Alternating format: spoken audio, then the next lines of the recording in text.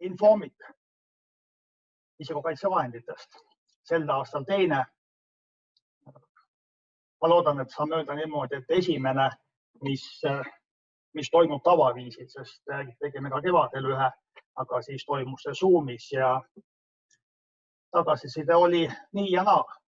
Põhimõtteliselt info saadi kätte, aga kelle oli mure, mingi seinakell kõrval tiksus ja eks need igasuguseid erinevaid tehnilisi probleeme seal juures on. Ja mul on sellest mõttes hea meel, et me saame nõusti kenasti koos olla.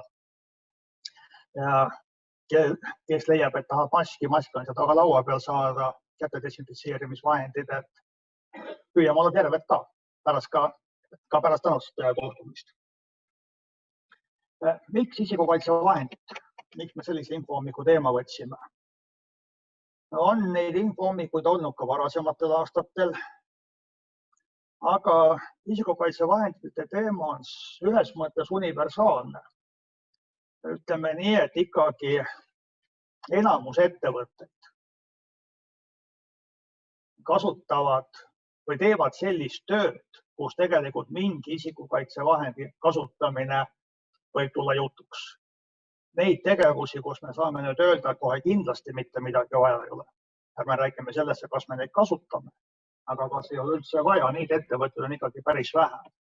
Et näiteks kontoriinimesi võib sellega tavaliselt ära ehmatada, et siis kui teil on olemas kohvimasin ja kui te kasutate mingit pesuainet kohvimasina pesemisega on, siis need tabletid, tegelikult tablettidel on kirjas, et puutu seda tabletti ainult kinnastatud käega, ehk isikukaitsevahendiga. Nii et jah, need isikukaitsevahendite kasutamised on päevakorral enamuses ettevõtetes. Ja teine põhjus on ka see, et see, mis me näeme ettevõtetes, on nii ja naa. Tegelikult tahaks isegi öelda, et juba kolmandat moodi ka.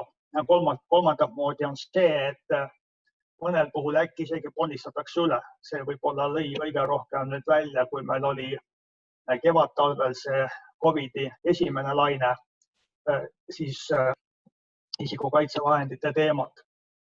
Ja mõnel puhul ka võib-olla muudes ettevõtetes, kus tundub, et kas nüüd ikka nii palju peab olema, aga tööandja on see, kes otsustab, milliseid isikukaitsevahendeid kasutada. Töötervise ja tööohutuse seadus ütleb ka ju seda, et tööandjal on õigus kehtestada rangemaid ohutusnõudeid kui õigusaktides. Seega, kui tööandja leiab, et mingites tingimustes on mingite isikukaitsevahendite kasutamine vajalik, siis ettevõttes nii ongi. Ei saa tulla keegi ütlema, et ei tohi. Me peame muidugi arvestama need igasugused lisakoormused ja võimalikud lisapausid ja nii edasi. Aga seda öelda, et tööandja sa ei tohi kehtestada seda nõuet, tohib ikka. Võib-olla üks selline näide, mis oli siin võib-olla 3 aastat tagasi hakkas ehitustele tulema enne kõike nendelt kontsernidelt, kellel on Skandinaavia taust, ehitusplatsil kaitseprillide kasutamise kohustus. Ja siis tuli ka meie infotelefonile kõige tihti kõnesid, et jube jama, et nii nagu ehitusplatsile läheb, peavad kaitseprillid ees olema, õudselt ebamugav ja ei taha ja kas me peame ja nii edasi. Kui tööandja ütleb, et niimoodi on, siis nii ongi. Ja teisipidi, kui tööandjatega rääkida, siis nad ütlevad ka, et tegelikult seal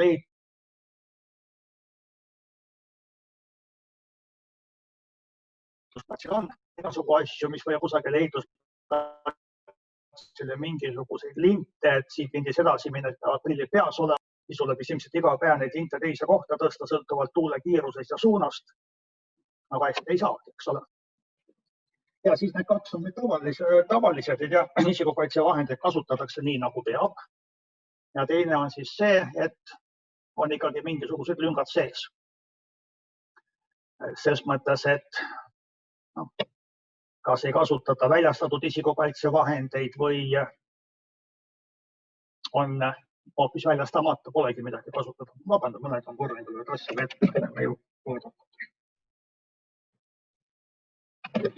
Et see jutt, miks isikukaitsevahendite teemas on täna vähem ära räägitud, paar sõna endast, ehk miks mina siin olen. Olen ametis töökeskkonna konsultandina Tööinspektsioonis, Rein Reisberg on nimi. Ja meie konsultantide üheks tööks ongi teavitustöö tegemine. Meil on juba nüüd 5 aastat lisaks järelevalve inimestele, inspektoritele, ka konsultandid, kelle ülesanne ongi just nõustamine, kas siis ettevõtetes koha peal, teha meedia kaudu nõustamist, teha taolisi infohommikuid, variandid on erinevad. Nii et see on siis see küsimus, et miks mina. Ja üks palve on veel korraldusliku osa kohta, et me oleme siin kella 12-ni ja kui nüüd kellelgi tekib selle jutu kohta, mis ma räägin, mingeid küsimusi, mingeid oma mõtteid, tahate midagi täpsustada, lisada. No olge hea, küsige kohe.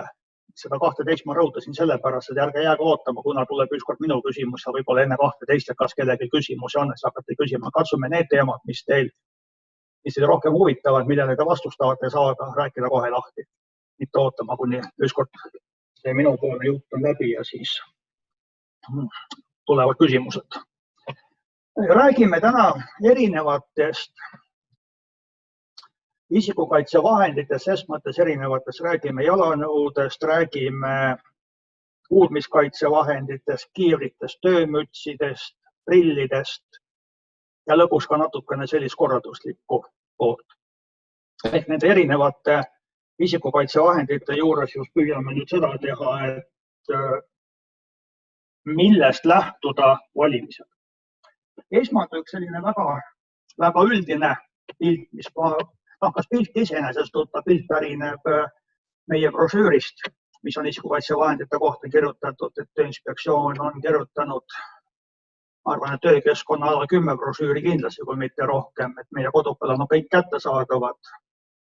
Eesti ja vene keeles peaks olema, tähendab eesti keeles on kõik, vene keeles on enamus, ma tahtsin öelda, et vene keeles on ka kõik, aga minu teada töövahendi ohutuse brošüür ei ole vene keelde tõlgitud, see on hästi mahukas üle 100 lehekülje.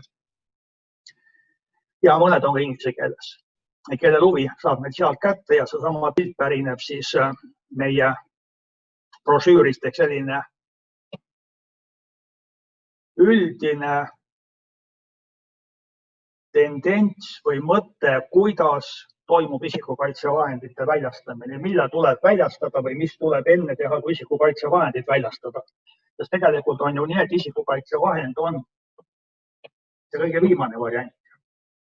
Kui me kunagi konsultandid ametis astusin, siis ühe uue kolleegi selline ettepanek oli, ma mäletan, me joonistasime teda sinna ilusti kelasime peale tahvli peale, siis lõpuks suutsime kujundada sinna brošüüri ka, et võtsime aluseks müra, sest müra on see, mida neist enamus nagu kõige lihtsamalt tajuvad, et mis see müra nüüd siis on. Kui me räägime seal võib-olla tõesti mingitest kaitseprillide vajadusest või ohtliku kemikaali puhul hingamisele kaitsevahenditest, siis on pisku keerulisem. Et kõige lihtsam on see, et väldi oht. Ära tekita üldse müra. Kui see oleks igal pool võimalik, oleks kõige parem, aga alati pole seda võimalik. Teine variant on see, et kui meil on mingisugune seade, mingi müraallikas, üritame isoleerida. Üks selline lihtne näide on, mis nüüd hakkab nagu enam-vähem ikka paika saama, kompressorid. Kompressorid olid õige tihti ikkagi selles samas tootmisruumis, kus seda suruõhku kasutati, aga kompressor paraku on ju see aparaat, mis päris palju müra teeb. Võta viida sinna kõrvale mingisse laoruumi või mis vabad ruumid seal kusagil kõrval on, kus inimesed üldjuhul ei tööta. Laoruumis jah, keegi korra läheb, käib seal suurema müra sees, see pole veel nii hull. Aga need, kes tootmises terve tööpäeva on, nemad ei pea selle müraga kokku puutuma. Kui ikkagi keegi peab sellega kokku puutuma, siis püüame vähendada nende inimeste arvu. Et mitte selle pildi järgi kõik kolmekesi ei ole seal müral sees, vaid ainult üks käib. Kas siis ühe inimese töökoht jääb sinna või üks inimene käib vahetavahe selles ruumis, kus see müra on tugev. Ehk me püüame vähendada nende inimeste arvu ja ka seda kokkupuuteaega müraga. Ja kui see ka pole võimalik, siis selle pildi järgi viimane variant on siis see kõigil isikukaitsevahendid. Ehk ei ole tegelikult hea mõte, et tekitame müra, ära teda isoleerida ei üritagi ja lihtsalt leiame, et isikukaitsevahendid ja on hea küll. Need, kes nüüd, kui müra puhul rääkida, päevast päeva kõrvaklappe peavad kandma, ega ta kõige mugavam ei ole. Jah, harjud ära, sa saad aru, et see on sinu tervise jaoks, aga ilm oleks ju parem. Ja müraga muidu ongi niimoodi, et nii kaua, kui seda müras oled, ega see eriti aru ei saagi. Ma räägin sellest mürast, mis tegelikult ei kuulu sinna isikukaitsevahendite teema juurde. See ei ole terviskahjustav müra, aga mul oli üks selline elamus. Tegin ühte koolitus, kus projektor oli mul laua peal. See projektor on mul suhteliselt kaugel, ma ei kuule, mis tema seal teeb. Ja siis oli ka nii, et ma olin mitu tundi loengut pidanud, siis samas projektori juures mingit müra ei olnud. Räägid, küsitakse, vestleme ja siis, kui kuulad olid läinud ja kui ma lülitasin projektori välja, siis ma saan aru, kui vaikseks jäi. Ja tegelikult see projektor sai kunagi valitud selline suhteliselt selle mürataseme kaudu, kas oli mingi 37-38 detsibelli, mitte palju. Aga tegelikult see müra oli päev läbi mu kõrval. Aga lihtsalt me summutasime ta teise müraga, eks ole. See teise müraga summutamine on ka muidugi üks asi, et mingite tootmisseadmete müra me üritame summutada sellega, paneme raadio kõvasti mängima. Siis ju seda müra ei ole, eks. Et me tegelikult ühte müra summutame teise veel tugevama müraga. Ja meile võib tunduda, et see muusika, mis seal tuleb, meeldib meile palju rohkem, kui see lihtsalt masinamüra. Aga tegelikult kõrva jaoks terviskahjustavas mõttes on ta veel hullem. Et võimalusel siis vältida neid olukordi, kus isikukaitsevahendit on vaja kasutada. Aga ega me sellest ikka õige tihti ei pääse. Isikukaitsevahendi mõiste inimesele kandmiseks või hoidmiseks ja kaitseks teda ühe või mitme tema tervist või ohutust ähvardava ohu eest. Siin just on, et ta kaitseb mingi ohu eest. Et kus jookseb nüüd piir, mis on isikukaitsevahend, mis ei ole. Et üldiselt, kui me räägime näiteks mingitest randmetugedest, siis need ei ole isikukaitsevahend. Need küll kaitsevad meie tervis, aga tal ei ole selline otseselt mingi ohu eest kaitsmise funktsiooni. Nende valmistaja ei ütle, et tal on sellised kaitseomadused. Ta aitab meil tervist hoida, aga valmistaja ei ütle, et tal on sellised kaitseomadused. Need on ka sellised näiteks need töökindad, mille kaitseomadusi valmistaja ei deklareeri, aga mis kaitsevad meid kas või kodus aiatöödel. Jääd ei määrdu, ei saa mullaseks. Need on lihtsalt töökindad, need ei ole isikukaitsevahendid. Meditsiiniline kinnas ei pruugi ka olla isikukaitsevahend, sest tal on õige tihti, ka näiteks see meditsiiniline mask ei ole tegelikult isikukaitsevahend. See on isegi nimetatud sellise peene nimega nagu meditsiiniseade. Ehk tegelikult tal on nüüd antud mingisugune kaitse, sest et meditsiinilised maskid on ju ennekõike selleks, et kus ne kasutati enne koroona aega. Kasutati meditsiinis, et näiteks operatsiooni tegev arsti välja hingatavast õhust ei satu midagi sinna haava. Seal õhus võib olla mingisugused bakterid, mis sinna lahti haava peale sattuda ei tohi, ta pidi kaitsma selle eest. Millel on isikukaitsevahendi tunnused juba või omadused, on need filtrid, respiraator, mis me siia näo ette panema, need valge nina peal pigistad kinni. See on juba isikukaitsevahend. Ma ei tea täpsemalt, aga mul on kuulnud, et 3M-id on nüüd tehtud ka mingi versioon, mis on nii isikukaitsevahend kui meditsiiniseade. Tähendab klapiga mask, millel pidi olema ka väljahingatava õhu. Väljahingatava õhk läbib ka mingisuguse filtri. Aga ma selle ehitust täpsemalt ei tea. Seal oli see legend juures, et vastab nii isikukaitsevahendi nõuetele kui meditsiiniseadmete nõuetele. Ja mis siis selline isikukaitsevahendite omaduste kinnitamise kohta on? See, et tal peaks olema peal C-märgis, millel pakendi peal, kuhu mahub. Ja see peab olema nüüd, siin ongi mu toodud välja see ruudustiku teema, ta peab olema täpselt sellise kujuga, sest ma ei ole küll näinud isikukaitsevahendite peal, aga eriti mänguasjade peal te näete ka teinekord seda C ja E tähte, aga need ei ole üldse sellise kujuga ja selle kohta siis, kui kellegi, kes küsida, et see ei ole nagu õige C-märk, siis ega see ei tähendagi seda kvaliteedi vastavust, seda on China's export, kes mida välja pakub. Aga püütakse justkui nagu panna, et äkki siis keegi mõtleb, et ongi see Euroopa kvaliteediga toode. Tegelikult väga täpsed nõuded. Aga kus nüüd koroona ajal kevadtalvel ka tehti järeleandmisi või ei vaadatud väga kurja pilguga, meile tulid sisse hingamisele kaitsevahendid, mille tegelikult ei olnud CE-märki ja millel ei olnud Euroopas kehtivat märgistust. Eks seal all ongi mul toodud välja respiraator N95 või siis FFP2. Et FFP2 on meile tuttavad, on FFP1, FFP2, FFP3, eks sõltub sellest, kui tõhus ta on. Ja nüüd on järsku turul kasutusel mingid maskid, mille peal on hoopis N95. Et justkui ei vasta Euroopas kehtivatele nõuetele, aga neid kasutati ja ma arvan, et ega vist ka ükski riigiasutus ei keelanud nende kasutamist. Tegemist on Ameerikas kasutatava märgistusega, nende enda standardite järgi kontrollitud ja on toodud välja ka põhimõtteliselt sellised mingid võrdlused, et mis siis nende 95 tähendab, et 95 ongi põhimõtteliselt FFP2 ehk tema kaitseomadused, see tõhusus on sama. Ja nüüd hakata ütlema sellises olukorras, nagu meil oli kevadtalvel, et sa ei tohi neid kasutada, kuna siin pole CE-märgistust peal, siin pole Euroopas kehtivat märgistust, milline on tema kaitsetase, oleks natuke imelikult. Kui me teame, et ta tegelikult mingisuguse katsetus on ikkagi läbi teinud ja arvan ka, et see, mis nüüd Ameerika standardite järgi on tehtud, see peaks olema küllalt selline pädev. Ei ole, et ei tea, kus ja mis standardid on edasi. Aga põhimõtteliselt peaks olema CE-märgistusega.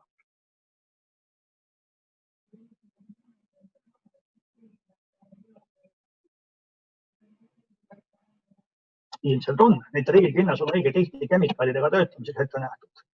Ja tema puhul siis ongi see tunnus, et sinna võib kemikaal peale minna, mitte mingi kemikaal võib peale minna, ta mingi aja peab vastu. Talle antakse mingi kindel kaitseomadus. Kui see kindel küsimus juba tuli, ma räägin kohe ühe asja ära, mis siin kemikaalide puhul õige tihti väär aru saama. Meil ei ole ühte universaalset kemikaali kaitsekindlust. Et just väga õige, kui te ütlesid nitriilkinnas, siis nitriilkinnas kaitseb teatud kemikaalide puhul, on latekskindad, on mingisuguseid muid materjale veel.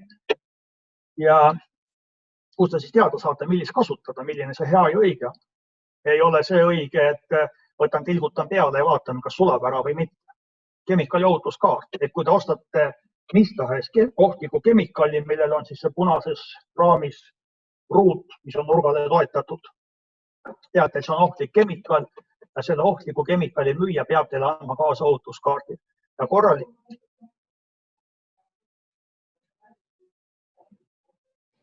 Just, jah. Selle kohta ma ei oska siis muud öelda, kui teatage sellest Terviseametile, Terviseameti järelevalvet. Ostite te endale koju või töö? Jah, nii nagu on ettevõttes, et põhimõtteliselt, kui te lähete ja räägite, et teil on mingi majandusalases tegevuses või mingisugune selline määratus on seal sees, et nendele nad peavad kaasa andma ja peavad kaasa andma eestikeelse ohutuskaardi. Nüüd on küll väga levinud see, et teil antakse link. Põhimõte see, et las mets kasvab, ärme prindi kõike välja, kes on selle lingiga rahul, jah, lähen koju, loen internetis, saan teada, pole ka midagi hullu, aga info peab olema kätte saada.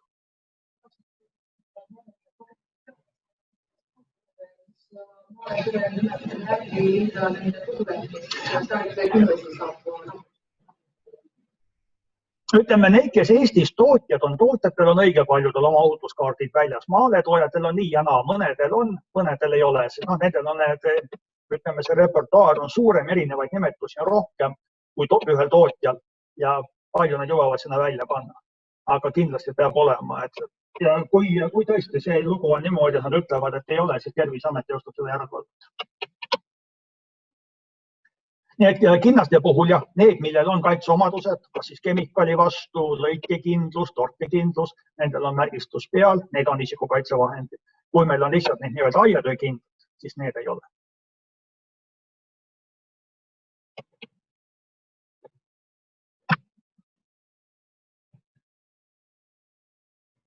Ja kasutusjuhendid samamoodi peavad kaasas olema. Eestikeelsed, kuidas seda kasutada. Sest me võime ju mõelda ka, et mis isikukaitsevahendi kasutamine ära ei ole, kes meist seda siis ei oska. Ikkagi näeb päris palju, kas või need tavalised respiraatorid, tolmumaskid. Ehk on küll pandud ette, aga siin peal, kus on see metallriba, mille peaks oma nina järgi ära kohendama. See on täpselt nii, nagu ta kunagi sealt karbist välja võetuna oli. Keegi seda teinud ei ole. No, see jätab, ütleme, ma käisin veel inspektorina ettevõtetes, ta jättis väga sellise mulje, näed, teati, et inspektor tuleb, nüüd anti järsku kõigile töötajatele välja, me tavaliselt ei kanna pange ette. Eks nad panigi need maskid ette, sai öelda, et neid ei ole. Aga kui sul siin nina kõrval on tegelikult õhul vaba juurdepääs, õhkuline vask nagu minagi. Kui tal on kusagil võimalik lihtsamad teed mööda minna, ta ei lähe ju läbi pilti, ta läheb siit, kus vaba liikumine. Koos igasuguse tolmuga, eks ole. Ja see kasutamise õpetus on oluline ja äkki ma jõuan jälle 3M-ini tagasi. Minu arust oli 3M. Umbes sama situatsioon, mida ma teile ennem kirjeldasin ühes ettevõttes. Ja kui ma siis tööandja käest küsin, et kas seal oli see kasutusjuhend oli kaasas, ei, mitte midagi meil ei olnud, me ei tea sellest mitte midagi, nii, kes siis ne kanda ei oska. Ja tol korral oligi vist ka seda 3M-iga tegemist. Ja siis tood siis välja selle karbi, kus tal oli mingisugune 50 isikukaitsevahendit sees või seda respiraatorit. Ja näitab seda karpi, et näed ei ole. Aga siis, kui ma keerasin selle karbi teisipidi, võtsin teisest otsast lahti, kus oleks pidanud tegelikult võib-olla esimese hooga võtmagi. Esimene, mis oli vastu, oli kasutusjuhend. Ja see oli selline kasutusjuhend, kus oli ilusti pildid. Kui sa paned selle maski ette, siis kumma käe, millise sõrmega, kuhu sa pead vajutama, et see metallint võtab korralikult sinu näokuju. Ta ikkagi puust ja punaseks ette tehtud. Seda teid meil ei ole. Ma ei tea, kas need oli esimene 50 kart või olid teised ainult niimoodi, et tegime tühjaks ja viskasime minema, sest mingi paber oli seal põhjas, seda ju piltrina ei kasuta.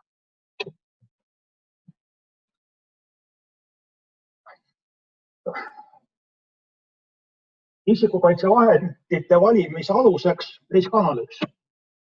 Et tegelikult riskanalüüsi üks eesmärk on see, et teha selgeks, kus, milliseid isikukaitsevahendeid peab kasutama.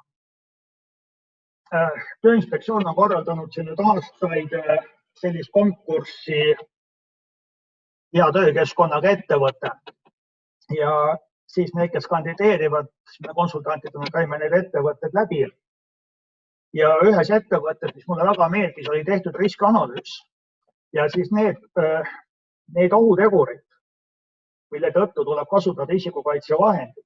Nüüd seal meetmete osas ei olnud mitte ainult kirjutatud, et sina pead kandma kuulmiskaitsevahendeid, aga seal oli ka see sinine märk kõrvaklappide kulutisega, kohustusmärk. Ja see tegelikult andis sellise väga hea ülevaate, et kus, millised isikukaitsevahendid. Et üks on see tekst, aga see pisikene pilt seal juures ja loomulikult tegijale ta tekitas lisatööd, aga vaatajal oli palju selgem aru saada.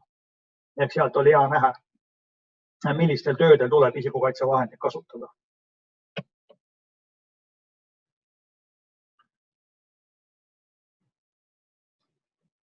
See oli selline üldisem jutt siis isikukaitsevahendid.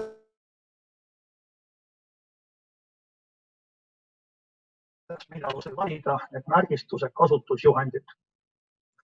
Läheme siis esimese tüübi juurde ehk tööjalatsid, kaitsejalatsid. On erinevad standardid nendele jalatsitele ja tavaliselt, kui mingisugune tõsisem tootmistöö on, siis peab olema ikkagi nüüd see Euroopa standard 20345. Ehk see on selle suurema löögitaluvusega 200 džauli. Kui on, võib-olla tõesti tõstate mingisuguseid kergemaid esemeid, ei olegi üldse võimalik, et midagi suuremad, raskemaid jala peale kokku, võite valida ka selle 20346. Löögitaluvus poole väiksem, täitsa võimalik, et aitab. Aga ja te peate teadma, milline see võimalik raskus on, mis sinna peale kukub, milline peab olema löögitaluvus. Siin on toodud ka mingi näide, kui raske asi kukkumisel, mida ta teeb. Need on need erinevad ja siis on veel erinevad lihtsalt tööjalatsid. Selle standard on 20347, numbrile vaid 3 tükki järjest, aga neil on kõigil erinevad omadused. Nendel tööjalatsitel, mis võib olla, kas nüüd siis õli või kütuse vastane tald või kütuse kindel tald, ehk see tald ei kulu ära või ei lagune ära, kui ta õliga kokku puutub. Ja teine on see, võib olla mingi libisemiskindlus. et nendel muid omadusi üldiselt ei ole, et seda võib midagi jala peale kukkuda või tald on torkekindel, mida iganes. Need tavalised tööjalad siis seda kaitseomadust ei oma. Ja mis siis on nendel kaitsejalanõudel? Kui me räägime see 20-345 ehk need 200 džauli kannatavad jalatsid, neil on erinevad tähistused, on SB, on S1, S2, S3. Pildistamise kohta nii palju pilte võite teha, keelatud üldse ei ole, aga te saate pärast selle esituse kõik ka endale meilile. Kui sellepärast pilti on vaja teha, äkki pärast seda kätte ei saa. See pärineb samamoodi meie isikukaitsevahendite brošüürist. Ehk siin on nüüd siis näha, millised omadused on nii-öelda põhivarustuses. S1-l on see loetelu väiksem, S3-l on suurem. Juures on siis veekindlus ja torkekindel tald. Ehk te saate endale ka nüüd nii-öelda ära määrata, kui teil on torkekindlat talda vaja, siis me peame kindlasti ostma endale tähistusega S3. Muudel nii-öelda põhivarustuses seda torkekindlat talda ei ole. Küll võib olla siin ka mingi variant, et need mullid peaks tähendama seda, et see on lisana, jah, vabalahtlik. Et mõni valmistaja võib teha nii, et tal on ka nüüd S2, aga sellel on torkekindel tald. See tähendab seda, et tal peab olema sel juhul juures kusagil märgis, see B-täht, mis tähendab torkekindlat talda, et sellel S2-l tegelikult on torkekindel tald. Eks see jalan kaitsenõude märgistus, sealt on päris palju välja lugeda. Ja näiteks nüüd teedeehitajad, asfaldipanijad ja tald kolmas rida HRO, kuumakildel tald. Seda pole ka mitte ühelgi kindlasti kaasas seda omadust. Aga ta peab ka siis vaatama, ükskõik on see S1, S2, S3, aga see HRO peab olema seal märgistusena lisaks. Siis ta teab, et nende jalanõudega võib töötaja minna autost maha kaevatud kuuma asfaldi peale seal kõndida. Aga mis tüüpilisem on varvaste kaitse ja see torkekindel tald, need on nagu põhilised, mida taga aetakse. Ülejäänud on juba suhteliselt spetsiifilisemad. Lähen siin võib-olla natukene nüüd teemast ette, isikukaitsevahendite arvestus on meil seal pärastpool natukene jutuks. Aga kui nüüd rääkida kaitsejalatsite arvestusest, ehk kui te nüüd panete kirja, millise jalatise te väljastasite, et oleks näha, milliste kaitseomadustega. See võib mingis olukorras, näiteks õnnetuste uurimise või kusagil olla väga oluline. Tegelikult sul oli selline jalats, mis pidi siin sellise ohu eest kaitsma, aga kas ei kandnud seda või mis nüüd iganes oli. Et kui töötaja hakkab rääkima, et ega see poleks päästnud, mulle anti mingisugused jalatsid, need niikuinii millegi eest ei kaitse. Et siis selles arvestuses on tegelikult selgelt näha, milline anti. Ehk kas siis nüüd on siis valmistaja ja mingi mudeli nimetus, kus saab luua sellise seose. See mudel, sellel on kindlasti need kaitseomadused. Või siis need, kui ta ongi selle tavaline S3, mingid muid lisaasju ei ole, siis pange kirja S3, siis on teada, et esimesed 6 rida on temal olemas. Ärge siin ainult pange kaitsejalatsid, punkt.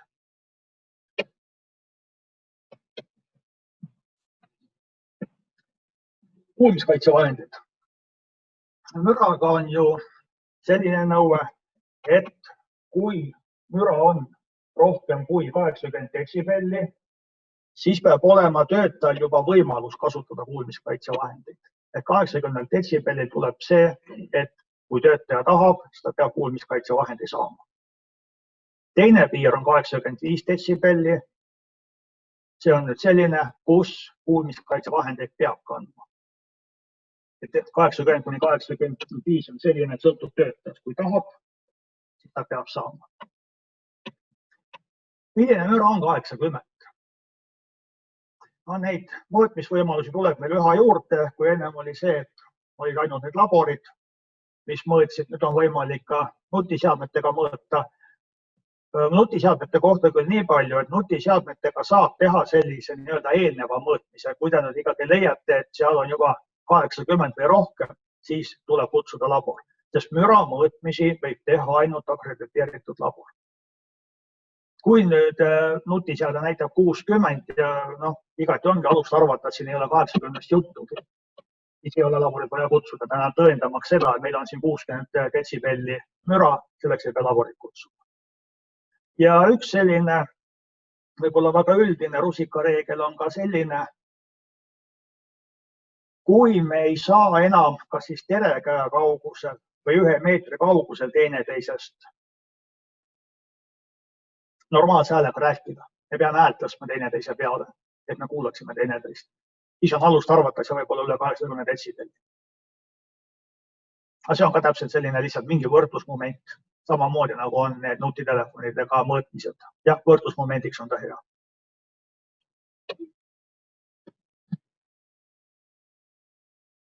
Ja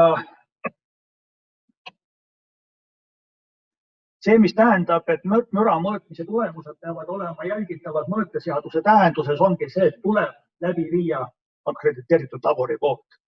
Ehk seal ei ole antud seda võimalust, et tööandja ise mõõdab. Ainukene ohutegur, kus nüüd on, mis on nüüd uuem ja kus toodi sisse ka tööandja võimalus mõõta, küll see, et tööandja peab väga jälgima mingeid reegleid, on elektromagnetväljade mõõtmine. Aga ma ei ole ausalt veel ühtegi ettevõtet kohanud, kes ise oleks elektromagnetvälju mõõtnud. Aga teoreetiliselt see võimalus on.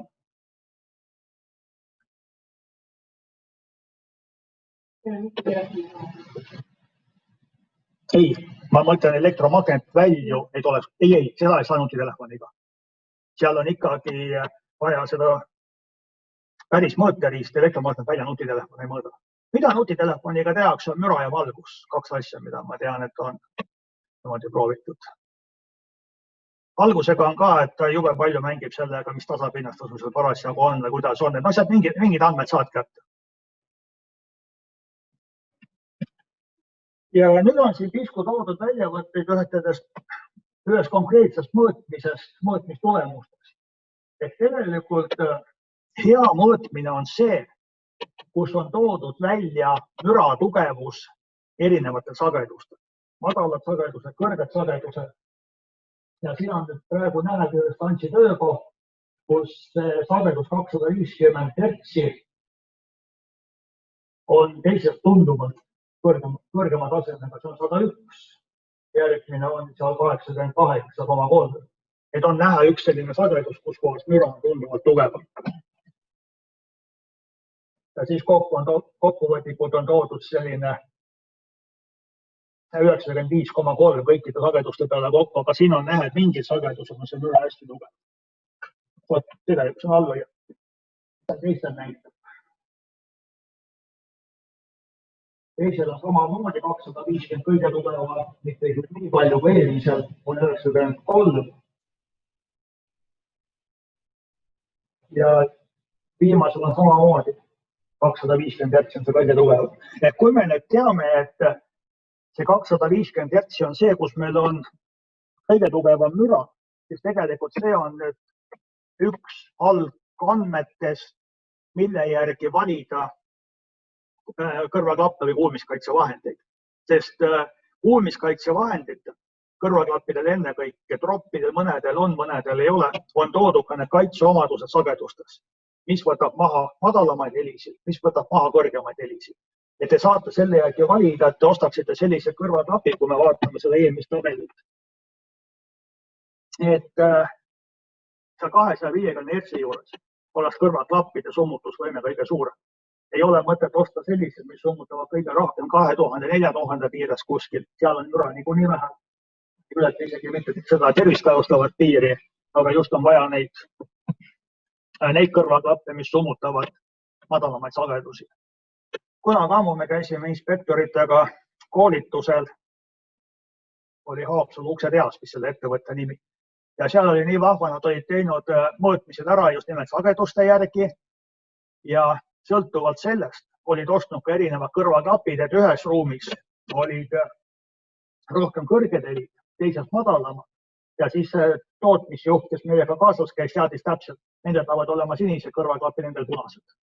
Väga hea lihtne eristada. Selle ruumi kõrvaklapid on sinised, teisel on punased. Just sõltub sagedusest. Et see on selline pea ja põhjalik lähenemine. Ja nüüd siis mõõtmise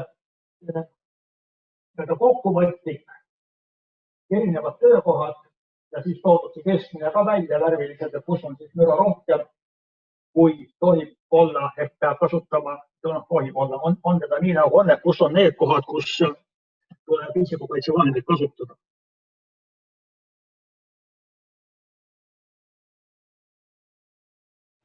Siin on sellel see keskmine tabel, siin on nüüd selline mõõtmiste temaatika, mis on minu jaoks murekoht. Vaadake, seal on kirjas mõõtepunkt number 6, stantsi number 64 töökoht. Ja mida me loeme sulgudes, stants ei tööta, müra allikaks on stants 49. Ehk see sama 49, mille andmeid seal üleval pool on. Loomulikult peabki see 250 olema kõige suurema müraga. Ma ei saa aru, milleks sellist mõõtmist teha. Olen näinud ka mõõtmistulemusi, kus puiduettevõttes on saemüra mõõdetud sel ajal, kui saab töötab tühikäigud. Ei ole lausa see, et ta üldse ei tööta. Aga saab töötab tühikäigud. Aga millal see saad müra teeb? On ju siis, kui ta tegelikult lõikab. Tühikäigul on müra palju väiksem. Ja kui ikkagi korralik töö tegemine käib, siis enamus aega see saad lõikab, mitte ei käi tühikäigu ringi. Et ma ei oska isegi öelda, kas seal on nüüd, mis seal on? Ülesanne on see, et mõõdame täna kõik töökohad ära, kas seal tööd tehakse või mitte, see ei puutu asjasse. Nad on vähemalt tublid olnud, pannud ausalt kirja, et see stants ei töötanud. Mida see mõõtmine tegelikult juurde annab? Ei oska midagi, jah. Et kui ma nüüd istun selle mittetöötava pingi taga, ma ei tea, mida ma seal siis tegema peaks, siis see kõrvalt töötava stantsi müra on seal nii tugev. Tegelikult tervis kahjustab veel, eks ole. Aga jah, mida ta tegelikult annab, ei ole iva. Ja mis siis kuulmiskaitsevahendi peal kirjas peab olema? On see sumbumistegur, SNR. See on nüüd see, kui tõhus tegelikult see kuulmiskaitsevahend on. Ja kus me siis saame teada, et millist valida? Selle slaidi all on, et kõrvadele jõudev normaalne müratase peaks olema vahemiku 70–80 detsibelli. Et ei ole mõtet ka väga tugeva sumbumisteguriga kuulmiskaitsevahendeid osta. Kui me näiteks müra on 90, et 5 rohkem kui peab olema. Aga kui me ostame nüüd mingid ägedamad, millel on seal 30 ja pluss, siis ta võtab ju 60 peale alla. Et see on juba liiga, nii palju pole ka vaja. See tähendab ka seda, et tegelikult näiteks kaastöötajate hõiked, tõstjad, kui tuleb ja tahab teil midagi hõigata, tule eest ära, midagi on juhtumas. Inimene lihtsalt ei kuule, ta on nii hästi kõrvaklappidega kaitstud, et ta ei kuule ka kaastöötaja hõikeid. Et liiga palju ära summutada ei ole ka mõtet. Ja siis võitakse, kui me nüüd nägime seal tabelis mõõtmistulemusi, et 95, kui me räägime sellest ülemisest, et saada 70-ni, see tähendab seda, et peaks olema 25 umbes summutusvõime. Ja siis peaks omaette valima veel nüüd nendest sagedustest, et summutusvõime sageduste lõikis oleks kõige suurem 250 juures.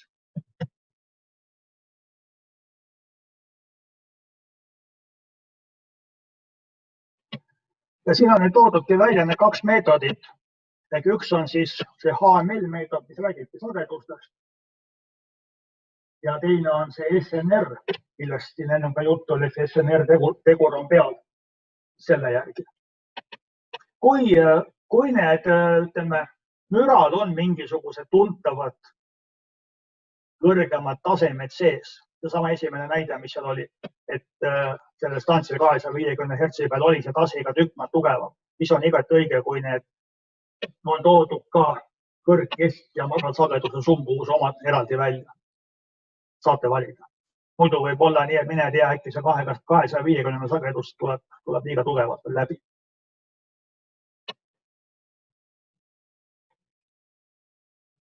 Et kõrvaklappide kohta ka siis see, et mitte teha nii, et võtame ühed, küll need kaitsevad. Kuna kaitsevad liiga palju hoopis. Ja siin on selline soovitused ka, et kui palju müra on ja milline peaks olema see sumbumistegur, SNR. Ehk tuleks nüüd see, et seal kõrvas, või tähendab, summutatakse 70 umbes, 70-80 oli see soovitus.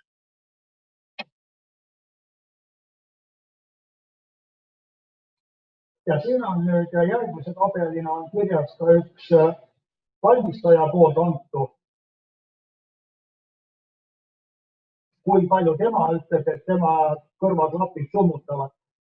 Ja lihtsalt selline näitena, et alla ma tõin uuesti selle stantsi töökoha, kus 250 peal oli 101 detsibelli. Ja kui me kõrvale paneme nüüd valmistaja näite, kui me võtame ainult SNR-i, SNR on 25, 125 maha. Tegelikult me ei võta 100 maha, me võtame 95. 95 on keskmine ja saamegi 70, igati okei, eks. Aga kui me vaatame seda sagedust 250, siis need konkreetsed kõrvaklapid võtavad maha ainult 14. Ehk nemad selles sageduses või sellel sagedusel summutavad suhteliselt tagasihoidlikult. Ja kui me nüüd 100 õllest lahutame 14, jääb me 85 ja natuke rohkem veel järgi, eks. Et tegelikult see on nüüd näide, et need klapid ja see konkreetne töökoht omavahel kokku ei sobi. Sest need klapid summutavad enne kõiki kõrgeid sagedusi. Ehk veel korra see punaste ja siniste kõrvaklappide teema, kus millised. Ja see valik on natukene keerulisem kui lihtsalt see, et ma võtan esimesed ettejuhtuvad.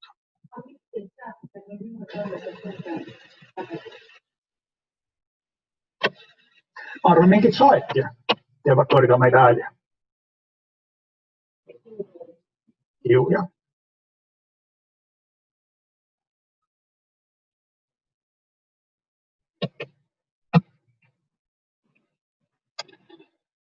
Kõrvaklappide või kuulmiskaitsevahendite teema veel edasi, raadioga kõrvaklapid. Et need on ka võib-olla üks sellest ooperist, et püüame summutada ühte müra teisega. Ei ole sellist üldist keeldu, et neid raadioga kõrvaklappe kasutada ei tohi.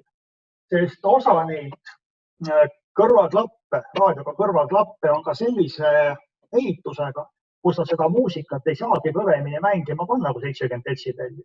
Ehk tegelikult valmistaja on seda juba ette näinud, et ta ei paneks seda kõrvaklappidest tulevat muusikat väga kõvasti mängima, et ta ei taju enam ümbritsevat. Iva ongi ju selles, et kuuled, mis ümberringi toimub. Ja kui nüüd reaalselt ongi nii, et tegelikult see töötamist ei sega, kui me saame aru, et töötaja kuuleb neid kaastöötajate juttu või hõike, las ta siis olla. Mul on endal üks selline kogemus puiduettevõttes, selle kahveltõstukiga töötaja, kes seisab seal taga kahveltõstukiga, mitte ei istu kabiinis.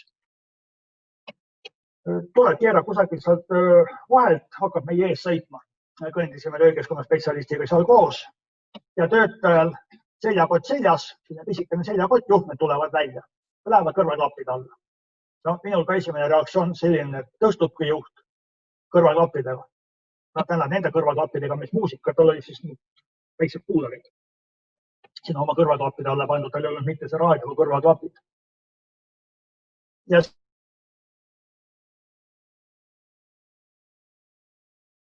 siis jäin sinna mingid koormad peale võtma ja me lähenesime selle selja taga, vaikse häälega, nii nagu me rääkisime töökeskkonna spetsialistiga, rääkisime temaga. Ja, kuulen neid küll. Ja ütles niimoodi, et ma kuulan klassikalist muusikat ja seda ei saagi ju kõvasti kuulata, oli tema argument. Ja tähendab see sama tunnus, et kui ma lähenesin selja tagant, ta ei olnud mind enne näinud. Ja ta kuulis. Miks ta ei tohiks seda teha? Tema jutt oli seal juures veel, et kas ei tea, kuidas see mind rahustab. Hästi mõnus on olla, ma saan rahulikult siin omaette toimetada. Sest mõttes omaette, et mitte need omas mullis või tõstukiga mingi huvitamise ümberringi on. Aga ta kuulis. Ja ei tulnud minu poolt seda, nii ei tohi. Aga jah, neid asju peab iga kord väga selline konkreetselt hinnama. Kas see raadio kuulamine ei takista mingite signaalide kuulmist, kaastöötajate jutu kuulmist, mis iganes. Ja kui on vähe arvata, et võib segada, tööandjal on õigus see kasutamine keelata.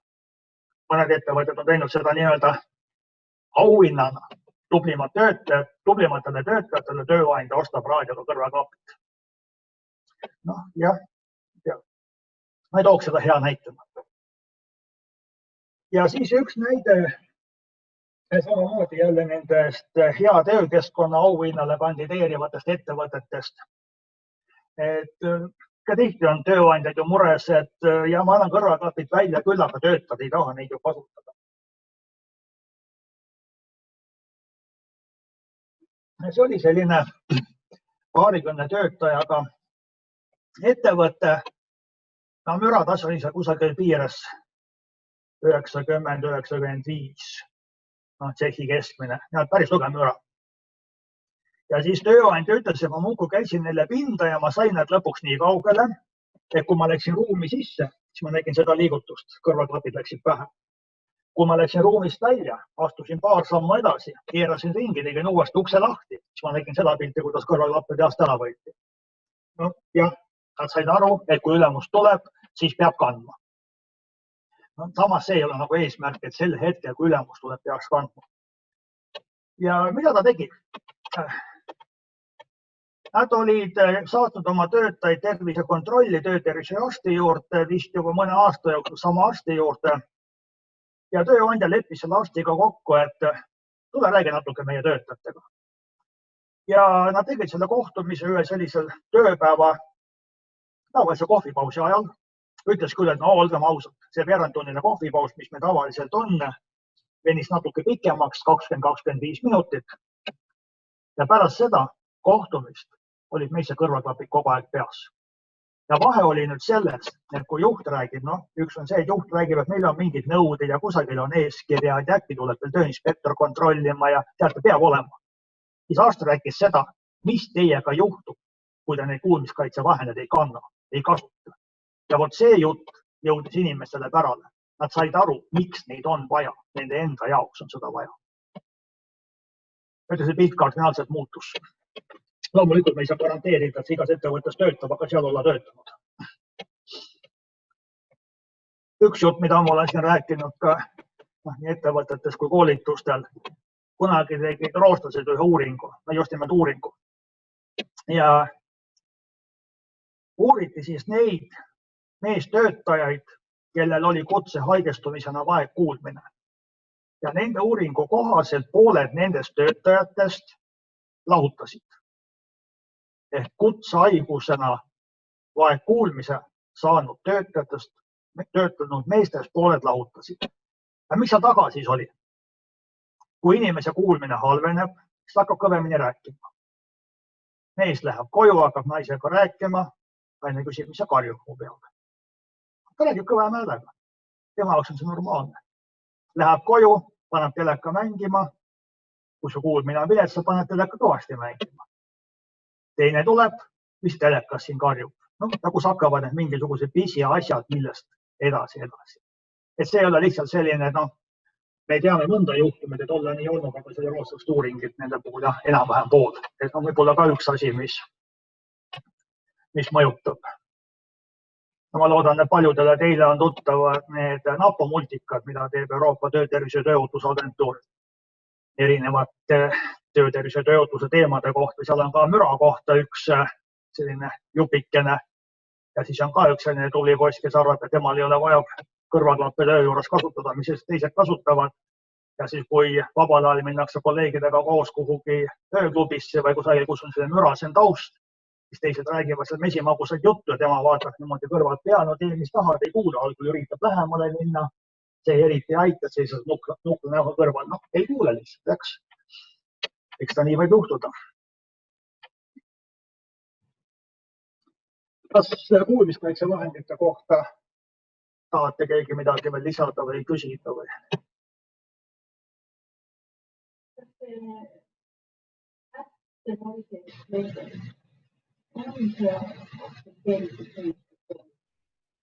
Kui indikaatorvahend.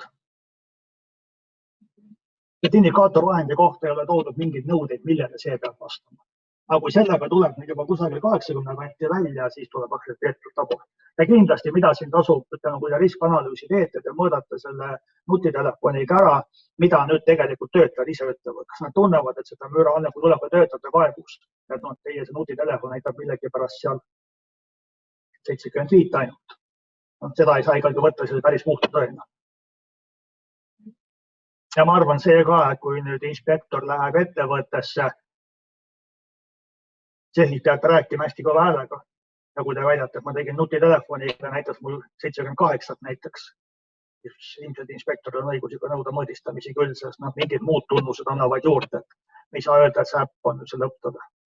Ta on mingisugune väga üldine. Aga mingi taustal saab sealt kätte.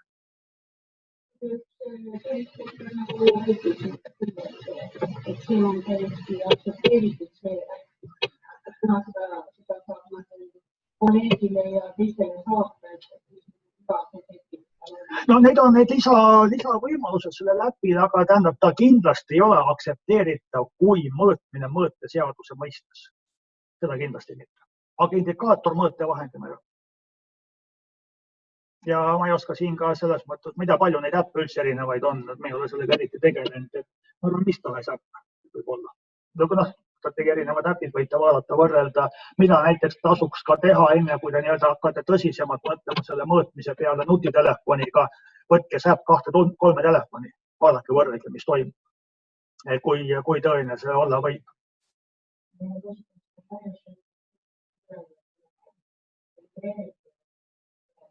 Jah.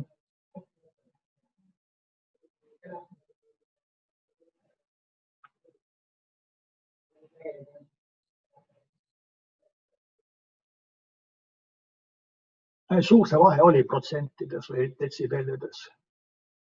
No ei olnud väga suur. Ikkagi toisaalda siin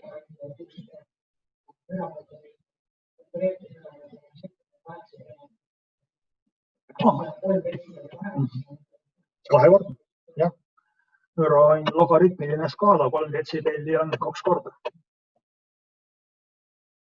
Äkki räägime sellest logaritmilisest skaalast ja nendest ka.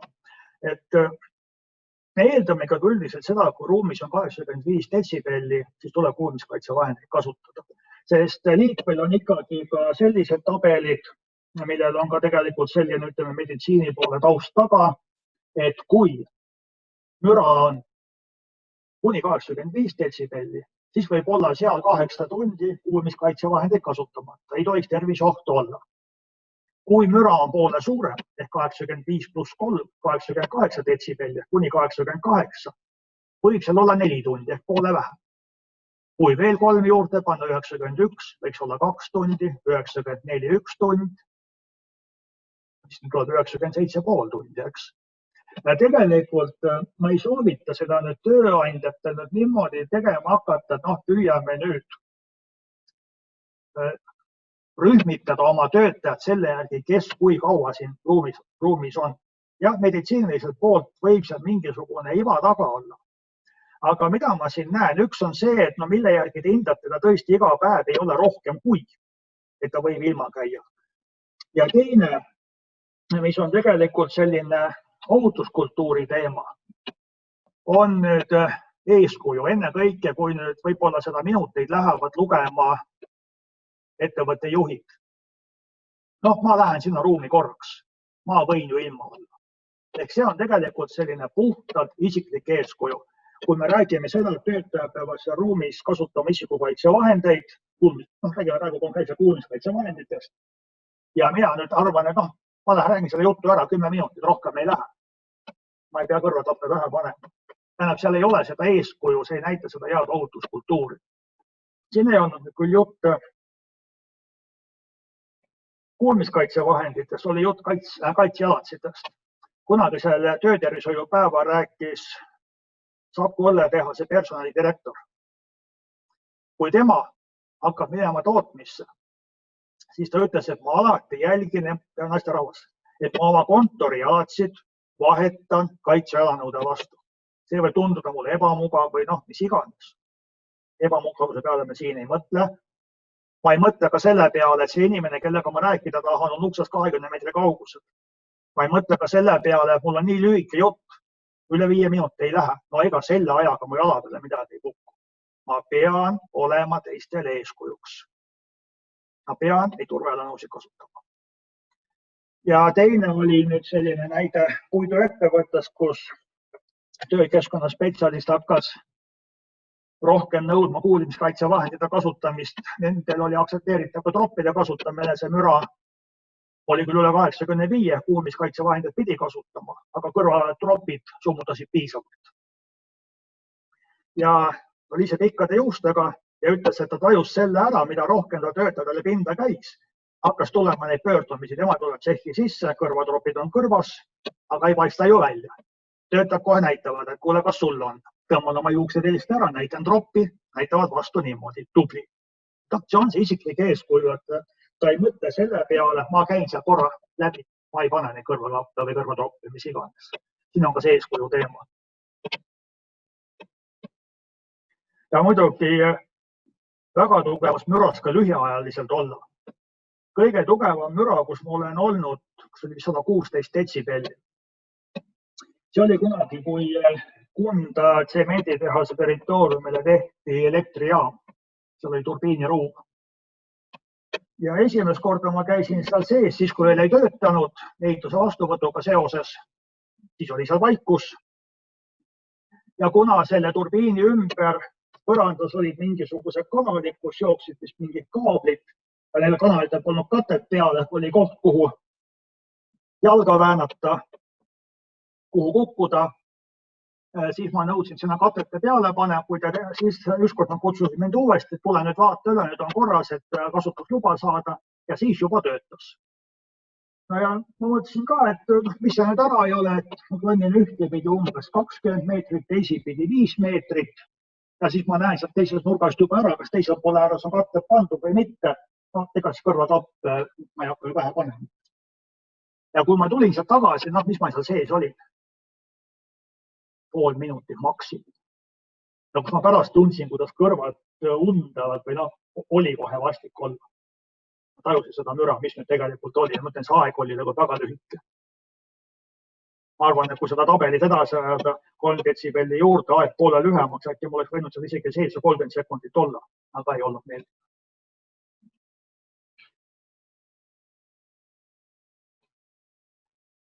Müra kohta veel mõtteid. Lähme siis peakaitsmise juurde edasi. Kiiver versus löögikindel müts. Et see on ka nüüd selliste viimaste aastate teema, kus tahetakse rohkem kasutada neid löögikindlaid mütse.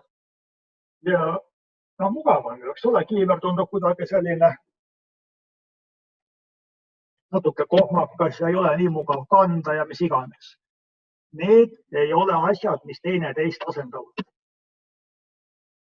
Jälle, kui jõuda standardite juurde, enne ma rääkisin siin kaitsealatsite juures standardite teema, ka siin on. Kiivritel on üks standard, löögikindlatel töömütsidel on teine.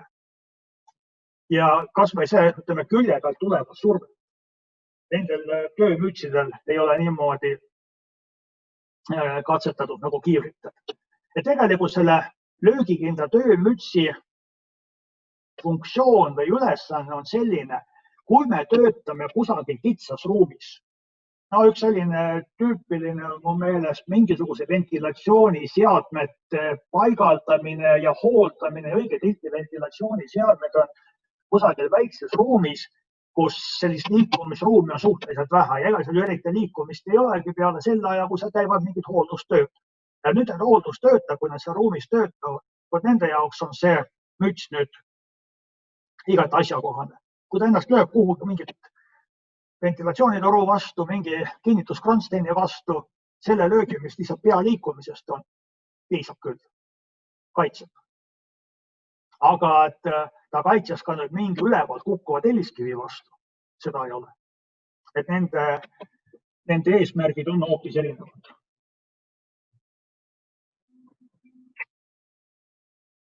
Üks tööõnnetuse näide veel.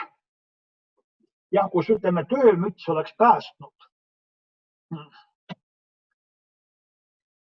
Need olid minu arust nüüd seda tuletõrje automaatsignalisatsiooni paigaldavad tegelased. Need hoone peaaegu valmis, käivad veel need paigaldustööd seal ja ta läks nüüd kusagile mingisele platvormi peale, et seal veel mingisuguseid ühendusi teha, kusjuures need ATS-i andurid olid juba eelnevad üles pandud. Ja ta läks sinna üles ja siis talle tundus, et tegelikult see kiiver segab töö tegemist. Niigi on seal vähe ruumi ja nüüd see kiiver ka veel peas. Ja võttis mütsi peast ära mütsi, kiivri. Pani sinna selle tööplatvormi peale ja tegi oma tööd. Noh, tead, et seal eriti pead kuhugi ära lüüa ei ole või midagi, noh, tead, et ütleme midagi pähe kukkumas ei ole, ei olnudki. Aga siis tuli üks kaastöötaja tema käest küsima mingisuguseid spetsnäpitsaid. Kuule, need on sinu käes või mul on neid vaja? No, võtab siis, käib mööda seda platvormi, teeb mingi 3-4 sammu, vaata, ma annan sulle. Muidugi ilma kiivrita ja läks vastused ATS-i andurit. Ja nendel on sellised suhteliselt teravad detailid seal väljaspool. Nad on üldse kusagil kõrgel lae all, sinna vastu ei saa, aga paigaldamisel tema veel sai. Ja ta lõikas endale pähe sellise päris tõsise haava, nii et ta üldise kiirabiga minema. Ja see oleks nüüd olnud koht, et kui tal oleks olnud see löögikindel töömüts, siis see oleks ilmselt kaitsnud ka selle ATS-i anduri eest. Aga ta oli palja peaga, võttis kiivri ära, kiiver segab. Ja vot see on nüüd see, et keegi tuleb ja ütleb, et kuule, mul on midagi vaja. Ja vot siis meil selline nii-öelda mõtlemine kaob ära, kus siin mingid ohud on. Loomulikult mul on abi valmis, ma tulen, annan sulle selle. Et selline teise töötaja poolt küsimus, sekkumine tavatööst välja. Ja päris tõsine peahaab.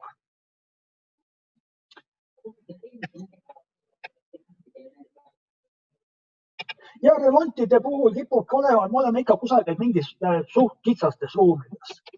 Ja siis on ta asjakohane. Nad on sellise suhteliselt kerged, aga ma tean, et kui ma pea kuhugi ära toksan, minuga ei juhtu mitte midagi.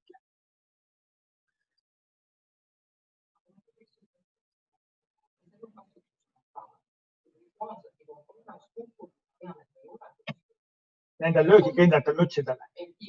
Kiivritel üldiselt on kasutusaeg olemas, jah. Et siin tuleb kokku panna kaks asja. Üks on kasutusjuhend, mis üldiselt peaks ütlema, et mitte rohkem kui nii mitu aastat kasutuse. Mõni ütleb ka seda, et mitte rohkem kui nii mitu aastat, mitte rohkem kui nii mitu aastat valmistamiseks, ükskõik kasutab või mitte. Ja kus sa saad teada, kuna on valmistatud, siis kiivritel on üldjuhul selle esimese sirmi all sisse pressitud. Mõned teevad sellist noolega ehk noole kõrval on 2 numbrit, mis näitavad aasta arvu 2 viimast numbrit ja nool näitab seda kuud, millal see kiiver on tehtud. Mõnel puhul on selline täpikeste süsteem, et aasta arv on sees ja siis nii palju kui täppe on, nii mitmes kuu siis on. Ja sealt on näha, millal ta on valmistatud, siis panete valmistaja kasutusjuhendis selle juurde kui mitu aastat. Ja üks nendel puhul veel on nüüd ju palju kasutusele võetud punase täpikesega kiivrid, mis nüüd tegelikult siis see punane täpike näitab seda, kui palju ta on olnud päikese käes, ehk kas tema kaitseomadused võivad olla vähenenud. Ja 3M esindaja sõnul on seal ka see aastate piir on ikkagi peal. Ehk see, kui aastad on läbi ja täpp on veel punane, siis ikka enam kasutada ei tohi. Et sel puhul ei ole mõistlik käitumine selline, et kui teil see kiiver on kasutamiseks, te sõidate kusagilt objektilt objektile, et siis see kiiver on kusagil seal auto taga akna juures. Nagu need luuperad on, sinna saab asju panna küll, päike paistab pidevalt peale, tegelikult on sellele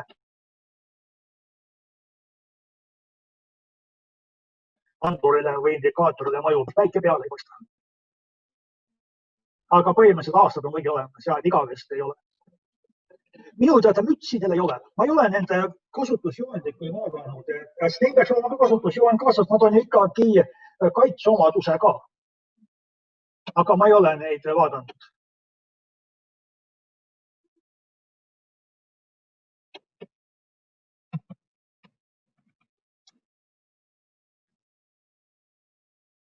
Nii, kaitseprillid.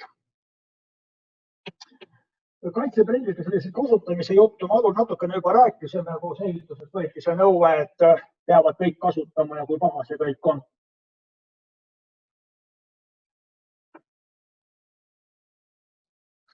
Aga kasutamise puhul, jah, ta mingil puhul võib isegi paha olla. Aga see tuleb välja nüüd sellest kaitseprillide tähistusest. Et neil on ka oma standard 166 ja päris pikk numbritest tähtedest koosnev kombinatsioon on seal peal. Üks selline pöördumine, mis tuli, kus äkki nüüd aasta-poolteist tagasi, kui ma tundsin ka, et näe, inimene õpib kogu elu. Töötajad kurtsid, et meile on nüüd see nõue, et me siin Tšehhis liikudes peame kogu aeg kandma prille. Ta iseenesest ei vaidlustanud ka seda, et ohtu ei ole, mõttetu, ei peaks kandma. Jah, tegelikult on küll, lendab siin igasugu sodiringi, rellakaga lõigatakse, mis iganes. Aga õhtul sul peavalud. Ja siis ma hakkasin seda elu natukene uurima. Ja nendel kaitseprillidel on ka nüüd nende klaaside optiline klass. Jah, optiline klass. Optilise klaasi klass. See ei näita mitte neid plusse või miinuseid, mida me oleme harjunud lugemisprillida või arvutiga töötamise prillidena, vaid siin on nüüd pigem see optiline klass näitab seda, kui kvaliteetse klaasiga see on. Ja kui see klass on 1, see tähendab, et see on parim ja klass 3 on see kõige viletsam. Ja see kirjeldus nüüd ongi selline.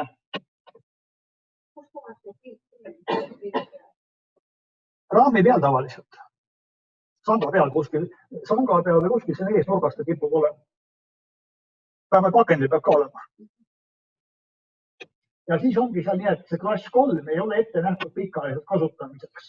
Klass 2 on perioodiliseks ja klass 1 pidevaks. Ehk kui nüüd tööandja leiab, et meil on vaja prille kanda kogu päev, peab seda optilise klaasi klass olema 1. Ilmselt natukene kallimad sorti prillid. Kui meil need prillid on näiteks selleks, et töötaja päevas käib 3 korda 3 minutit kusagil abrassiivpingi peal midagi teritamas. See on see korraks vaid. Mu meelest seal on see number 3 igati okei. Päeva jooksul 10 minutit, rohkem sa ei kasuta ja mitte 10 minutit järjest ka. Ja siis 2 on üldse vahepeal, et kui neid on vaja pikemalt kanda, aga mitte terve tööpäev. Ja üldjuhul ega ettevõtetes ei teata, mis numbriga see klaas neil seal ees on. Mis on selline...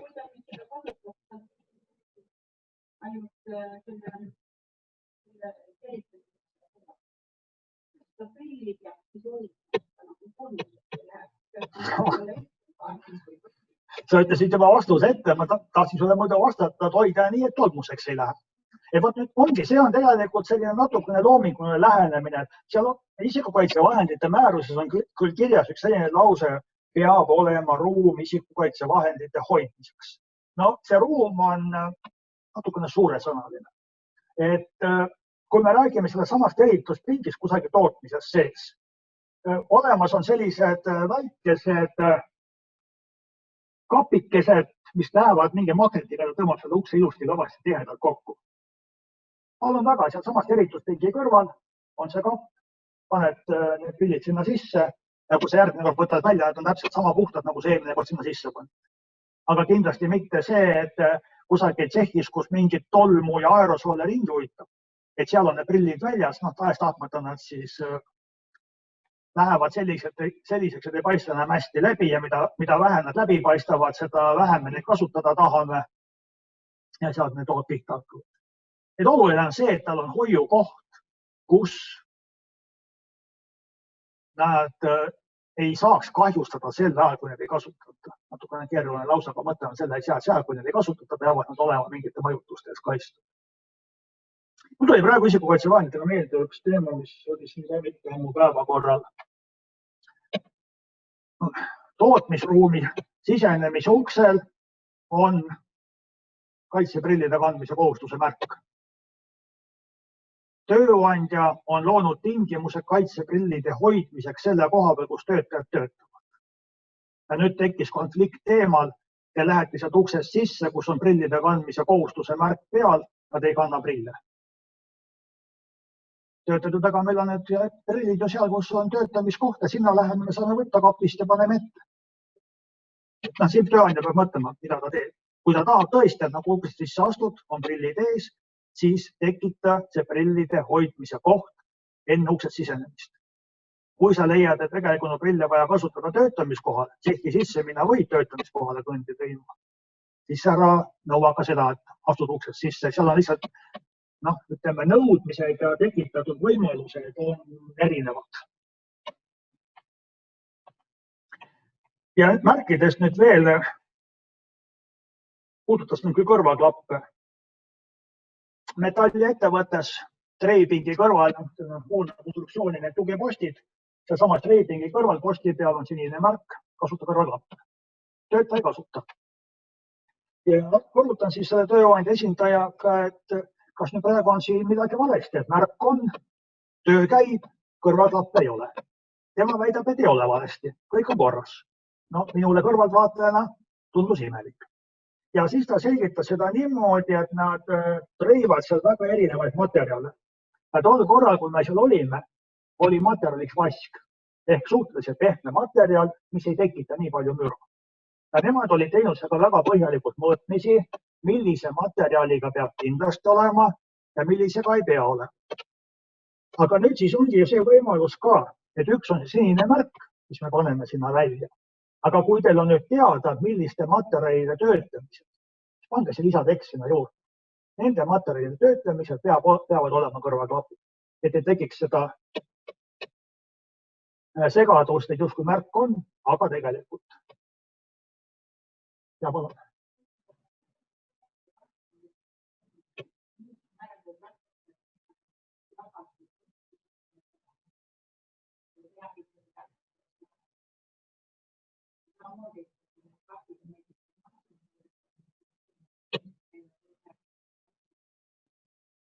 Hügieeninõuete teema, kui on tagatud hügieen, palun. Võib küll. Ei, me räägime küll isikukaitsevahendist, et püütakse nagu mõelda isiklikku. Inglise keeles on ju personal protective equipment. Ja me mõtleme üldjuhul isiklikku, aga see ei pea isiklik olema, kui tööandja tagab puhastamise. Et on mingisugune puhastusvahend, seal kõrval käin kõrvaklappidel need polstrid üle, mis mul vastu pead lähevad. Võivad mitte inimest. See on, ütleme just mingit, kui nad on mingi ruumi ukse juures, sinna ruumi minnes pead sa neid kasutama ja meil on 4 vahetust. Igas vahetuses neid kasutatakse võib-olla 10 minutit ja siis hakkab see teema, kus nad muidu seisavad, kas seal ukse kõrval peab seisma nüüd 4 klappi. Need ettevõtte enda otsustada, aga kui te teete seda, et sama isikukaitsevahendi peab kasutama mitu inimest, puhastamise võimalused.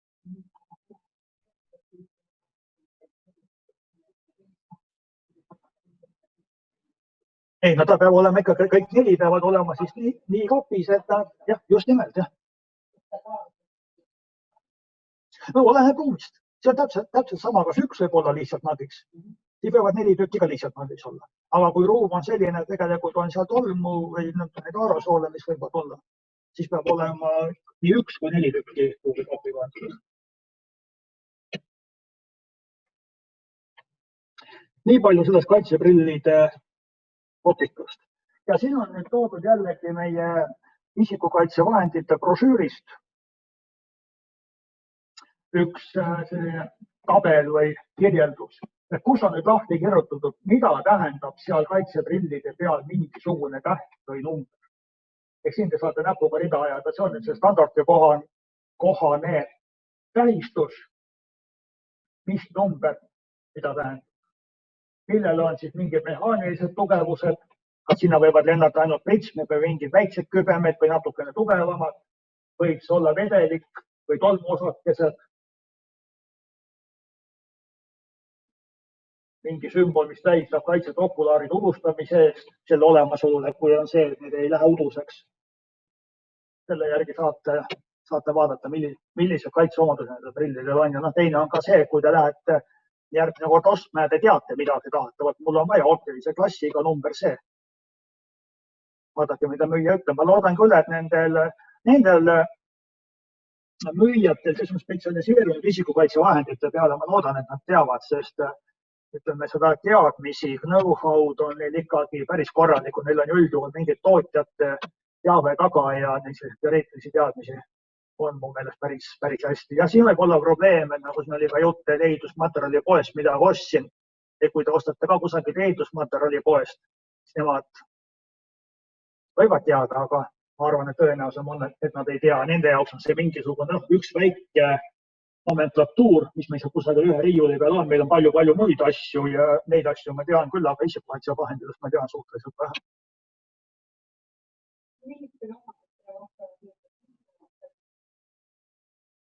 Kuhu ta liibub?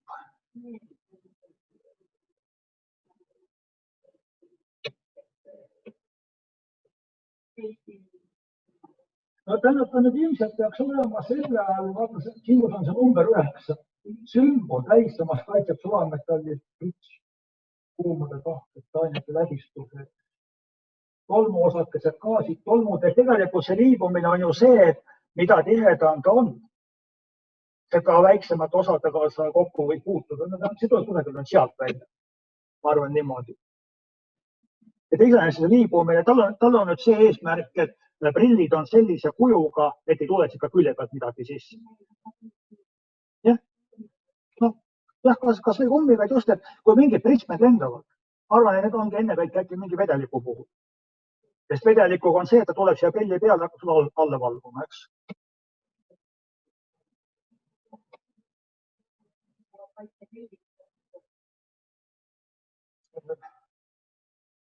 Mis asi see on?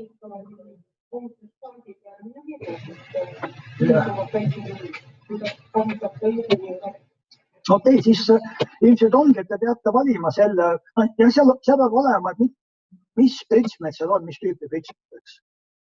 Et tahked osakesed on teine ja vedelik ja aur ja need on teine asi. Ja siin on nüüd veel üks tabel hingamisteede kaitsevahendite kohta, ka selle valiku teema.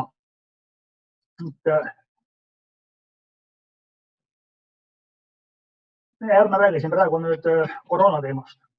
Et kui on selline tavapärane mingi tolmune töökeskkond või mingid aineid on õhus, tolmu või kemikaalid auru, siis siin on nüüd näha, et sõltuvalt mõõtmistulemustest, millise kaitseastmega isikukaitsevahendid peab kasutama. Kõige lihtsam aru saada võib olla see esimene tolmumask, mis seal on. Need FFP1, 2, 3. Ja kui meil nüüd, ma oletame, et norm on 5 milligrammi kuupmeetri kohta ja õhus on 15 ehk 3 korda rohkem, siis sobib meile see FFP1. Kui meil 5 asemel on 40, siis on vaja juba see, mis on 10 korda rohkem. Meil oli 8 ehk FFP2 ja kui teil on rohkem kui 10 korda, 10 kuni 20 ehk 5 puhul siis 50 kuni 100, siis peab olema FFP3. Ehk sõltub sellest, kui palju neid osakusi on õhus, peab olema ka nüüd selle tolmumaski tõhusus. Nüüd oli ka paljudele koroona aja nüüd üllatuseks, et et neil ei olegi siis nagu selles mõttes osakeste suuruses ei ole asi kinni. Ei ole. FFP1, 2 või 3 osakeste suurus on täpselt 1 ja kui lugeda seda standardit, mis kehtib nendele numbrile 149. Osakeste suuruses pole vahet. Me ei saa öelda seda, et FFP3 peab kinni väiksemaid osakesi kui FFP1. Osakeste suurus on sama, aga tema tõhusus, ta peab kinni protsentuaalselt rohkem osakesi. Ehk seetõttu me võimegi minna keskkonda, kus meil on tolmu rohkem, me teame, et ta peab rohkem kinni ja see, mis meie hingamisteedesse jõuab, on väike osa. 100% ei pea ükski kinni, aga need protsendid on seal erinevad.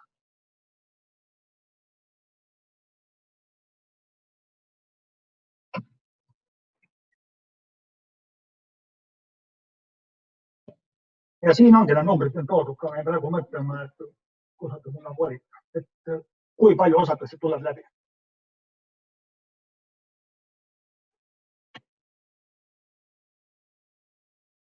Ja kui nüüd see tolmumaskide teema tuua siia koroona konteksti, siis minu jaoks on nagu natukene, mis on nüüd ikka selline hämmastav, ütleme need, kes kasutavad klapiga maski, nii nagu siin pildi peal on klapiga mask, ehk see on nüüd puhtalt ainult tema enda kaitseks. Ehk see õhk, mida tema sisse hingab, saab puhastatud.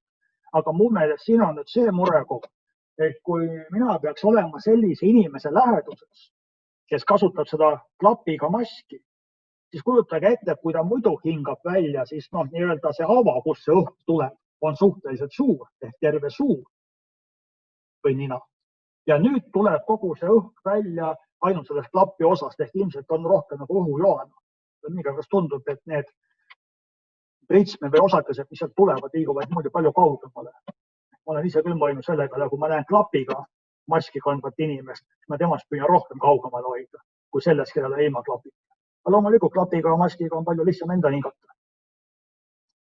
Ega see maskiga töö tegemine, jah, siin neid infotelefonile tulnud kõnesid ikka kurdavad küll, kui sul on selline füüsiline töö, sa pead hästi palju rääkima, ega see väga mõnus ei ole. Enda kogemus oli küll see, et kui see kevadtalvine koroonaaeg oli, siis mul oli kõige pikem maskis töötamine selline mingi tund ja veerand. Käisin konsulteerimas, et tegime siis ka niimoodi, et need, kes selle ajal kutsusid, nende juures me käisime ja siis tund ja veerand ja selline küllalt aktiivne rääkimine, kui pärast said välja minna maski eest ära võttes, oli see õusu tõnnis tunne, et palju kergem kohe. Aga ei olnud ka selline, mul saab napnik otsa või enam ei saa või. Eks ta on pigem selline jah, ebamugavustunne. See mugavuse ja ohutuse teema on ala lõpmata olnud. Olen siin toonud neid välja, et ühel pool meil kaalu peal on ohutus ja teisel pool on mugavus ja kiirus. Kummale rohkem tähelepanu pöörame. Mõlemad korraga tavaliselt ei saa. Mul on mugav ja ohutu. Gaasifiltrite puhul ehk siin on nüüd seda teadust natukene rohkem, et mida vaadata, mis seal peab olema. Ehk sama asi, nagu ma rääkisin, et meil ei ole universaalse kemikaali kaitsekinnast, siis ka nüüd nende filtrite puhul üldiselt ei ole sellist päris universaalset, et kaitseb kõige eest. On küll ja sellise kombineeritud. Me vaatame pärast natukene edasi. Aga põhimõtteliselt te peate teadma, millise kemikaaliga on tegemist. Orgaaniline, anorgaaniline, happeaurud, ammoniak. Elavõbe on veel eraldi väljas, aga elavõbeda palju meil siin neid töid on, kus me teame, et elavõbe õhus on. Aga tuleb teada, mis on. Ja siin on jälle algallikas tegelikult see sama kemikaali ohutuskaart. Sealt saate teada. Korralikus kaardis on kirjas seda tüüpi filter. Ja üks selline viimane kokkupuude, mis mul oli. Need on nüüd need kombineeritud filtrid, kus see B-täht on taga. See näitab, et ta püüab ka tolmu. Et muidu üldiselt need eeldiselt ta vist rääkis aurudest, eks? Gaasid ja aurudest. Gaasid aurud. Et need üldjuhu tolmu eest ei kaitse. Ja seal oligi nüüd see teema, see ettevõttes, kus ma käisin konsulteerimas. Neil oli see tähistus või see täht, mis nüüd oli. Mis täht need oli? Aga põhimõtteliselt see oli õige. See kemikaal, mida nad kasutasid, selle vastu see täht sobis. Aga kui me vaatasime ohutuskaarti, siis seal oli raudselt kirjas, sa pead seda filtrit kasutama koos tolmufiltriga. Et nendel on, enamusel tootjatel on vähemalt see võimalus, et sa saad sellele gaaside filtrile sinna samma lisada tolmufiltri. Ja see nüüd näitab järgmise peal, see B3. Et see on nüüd see põhimõtteliselt FFP3-ga võrdsete kaitseomadustega tolmufilter on seal lisaks. Et veel korra ohutuskaart on see ära ütlematu oluline asi, kus te saate selle info. Selles ettevõttes, millest jutt, inimesed olid aurude eest kaitstud, aga mitte tolmu eest. Ja tegelikult teisipidi murekoht oli veel see, kuna tolmufilter on enne aurude filtrit, siis see tolm liikus kõik sinna aurude filtrisse, mis ilmselt seda lihtsamalt ära ummistus, raskem oli hingata.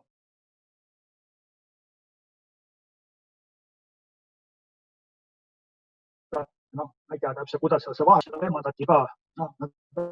Filtrite raiskamine, kui ma seda tolmusena sisse lasen. Ja palun. Teada ka, et näiteks kasutan koroona puhul, koroona ennetamiseks pool maski. Sa mõtlen, et FFP 1, 2, 3? Jah.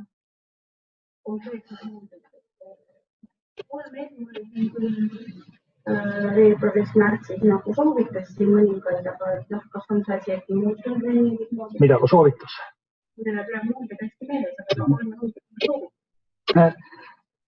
Kui te vaatate jälle seda sama meie isikukaitsevahendite brošüüri, siis on seal need FFP 1 ja 2, 3, siis seal on see märge, et viiruste, bakterite puhul on vaja kasutada FFP 3. Ehk see on tegelikult see situatsioon, kui kusagil haiglas keegi töötab teadlikult sellises keskkonnas, kus on viirused, siis on vaja FFP 3. Et sellel on juba see puhastus niivõrd efektiivne, et soovitatakse. FFP1 ja FFP2 sel juhul ei sobi.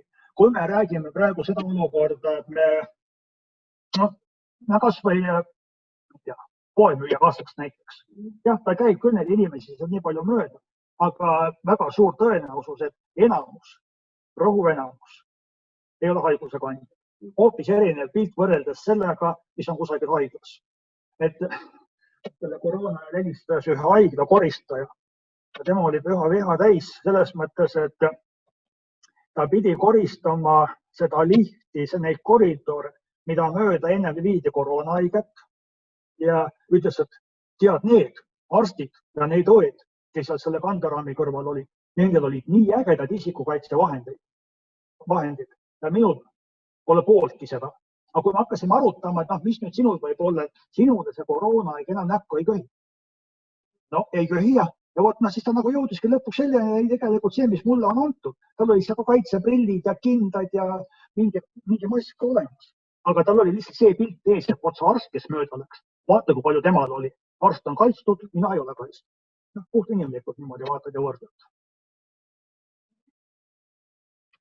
Et meditsiinis, kus on suur oht kokku puutuda, seal FFP3.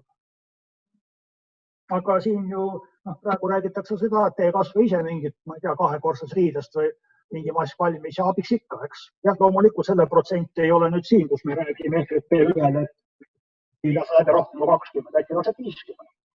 Aga koos seda ikka läbi. Ja küll meedikal ma olen kuulnud mingeid versioone, kui mõni üksik organism satub sellesse organismi jagu, kui neid rohkem tuleb, siis on sama lahti. Seega, kui 50% saab kinni püütud selle tavalisega, ja kui muud ei ole, siis on ka need lihtsalt ise tehtud abiks.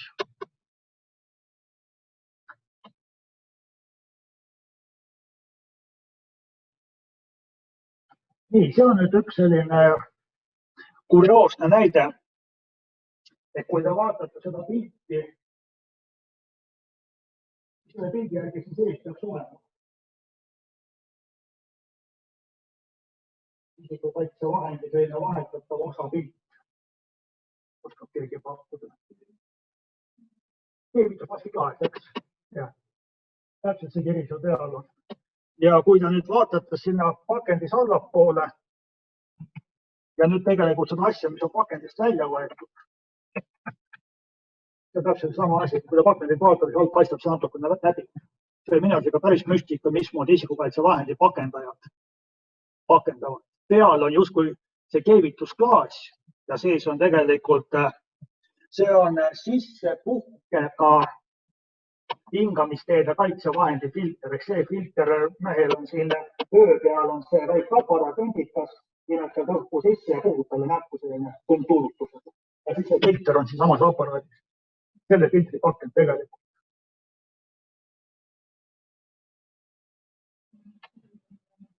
Jah, see oli minu arust mõttu üllatus, et 3M on ikka muidu see päris tugi tegi, aga seekord oli niimoodi.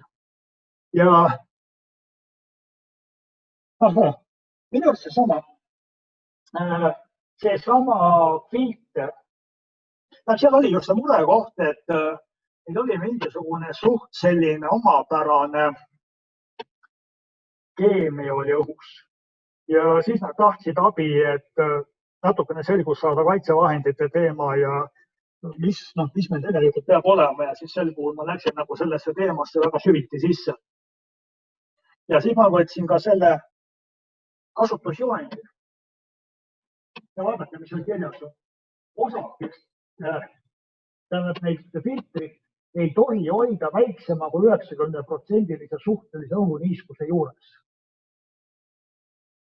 Ei tohi hoida väiksema kui 90. Kellel on ettevõttes selliseid ruume, kus on niiskust üle 90? No mõni pesulaak isegi on. Ja. Sügise võib-olla õues ka on, eks? Ja kui ma võtsin siis selle sama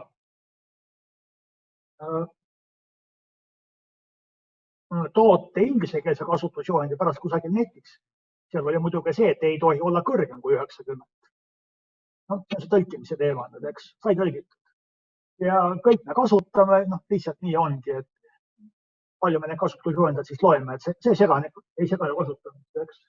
Ja siis mul oligi konsulteerimise kokkuvõttest, et täpsustage tarnijatega, et ilmselt on tegemist tarnija poolt ebakorrektse kasutusjuhendi esitamisega.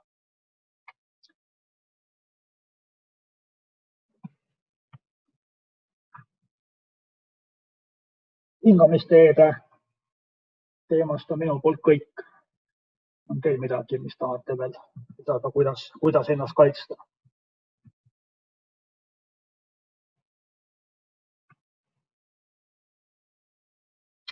Jääme märguriietuse juurde. Ja ütleme hingamisteede kohta veel, nii nagu tahame, me ei taha, see koroona on selline asi, millest me igapäevaselt räägime. Ja minu jaoks oli päris müstiline kuulata, see oli nüüd eelmise selle eriolukorra suht alguses. Töötaja oli endale muretsenud FFP2 tolmumaskid. Ta tahtis neid töö juures kasutada. Tööandja keelas ja ütles, et meie väljastame visiirid, te peate kasutama visiire. Minu jaoks täitsa arusaamatu nõue. Sest visiiriga on ka, et visiir ei ole ju tegelikult üldse hingamisteede kaitsevahend. Ja kui me paneme ennast olukorda aasta tagasi, siis me rääkisime ju visiirist kui näkku lendavate pritsmete kaitse eest. Selle jaoks on meil visiir, eks, mitte hingamisteede kaitseks. Aga elu õpetab, olukord oli selline, et ega need isikukaitsevahendid eriti saada ei olnud ja visiiriga on nüüd sama asi, et abiks ikka. Kui sul ikka mingi pritsmed otse näkku tulevad, siis need jäävad visiiritele, need ei jõua sinu hingamisteedesse. Eks kui ta siin on külje peale ka päris parasjagu palju, kaitseb ikka. Aga see olukord, et miks keelata töötajal FFP2 maski kandmine, mille kohta ma julgen ikkagi öelda, et see on kindlasti tõhusam kui visiir. Aga tööandjal oli mingi oma selline rida, et meie väljastame visiirid, teie peate neid kandma. Ja ütleme ka, mis selle hingamisteede kaitseks, et me näeme praegu väga paljudes kohtades endist viisi, need mingisugused klaasid teenindaja ja kliendi vahel, nii nagu nad pandi, nii nad jäid. Pole midagi hullu, eks ole. Harjume lihtsalt ära sellega. Ma tean, mingi apteek, kus ma vahetevahel olen käinud, seal on kogu aeg olnud, seal on kadunudki ära. Võib-olla apteek on ka selles mõttes natukene tundlikum, et see on, ütleme, seal on haigete inimeste kontsentratsioon suurem kui muudes kohtades. Ja see on kindlasti abiks, et ja teisipidi, kui me nüüd räägime seda, et kui see klaas on ees, ventilatsioon on selline, et selle kliendi koha pealt tõmmatakse õhk ära kuhugi sinnapoole, mitte teenindaja poole, kas selle kliendi teenindaja seda maski üldse vaja on. Ta on teevad nende pritsmete ees kaitsud, eks ole. Nii, märguriietus. Et mõningate tööde puhul on vaja kanda ka märguriietust, kui sa pead olema nähtav. Neil on ka erinevad klassid ja näiteks teetöölistel on kindlasti vähemalt klass 2. Need klassid tähendavad seda, kui palju sul on seda helkivat pinda. Ja mis nüüd on nende puhul veel, mida väga tihti ei kiputa teadma? Kui mitu korda võib pesta, et need helkivad omadused alles jäävad. Üldjuhul on see number 25, aga see võib tootjati sõltuda. Ja ma olen näinud neid töökombinatsioone, meil on siin taga kaela peal õmmeldud mingisugune etiket samamoodi sisse. Pesta maksimaalselt nii mitu korda. Ehk see on see kordade arv, mille kohta valmistaja ütleb, pärast nii mitu pesu me veel garanteerime, et ta helgib vastu. Ja kui te rohkem keda kasutate, siis enam ei. Siin meie ettevõttes käisin, siis me hakkasid rehkendama aasta. 2 nädala taga korra ikka peseme. Üle aasta ei tohiks olla. Me küll nii tihti uusi ei saa. Tööülikond justkui terve. Ei ole katki. Ei ole niimoodi kulunud. Väljanägemiselt justkui sobib. Aga kui sa tahad seda hilkivalt osa sealt saada, siis enam ei sobi.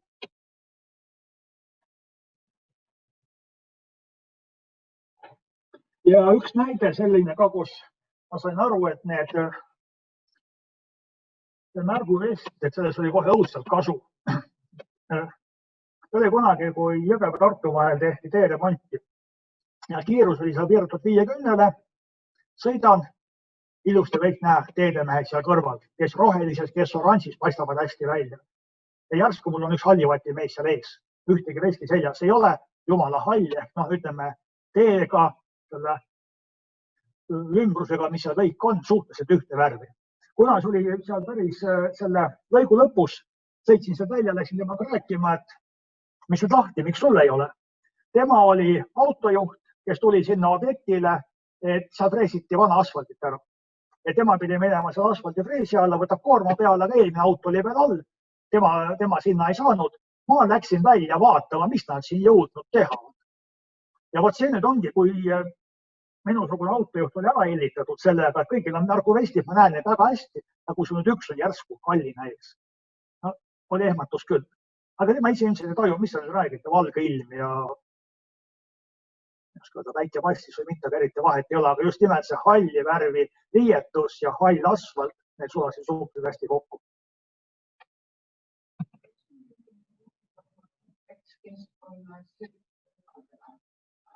Lahvatusohus, jah.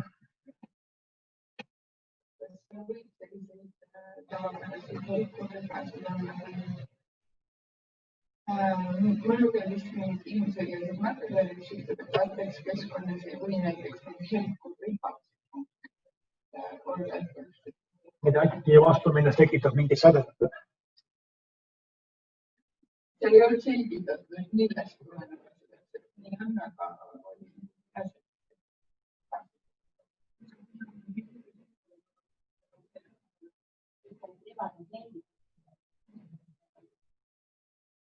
No, kui liim on ära kuivanud, siis ei tohiks ka plahvatusohu puhul olla. Ma kujutan ette, neil on see mure, et äkki selles riietuses võib mingis olukorras tekkida mingi staatiline säde. Ja.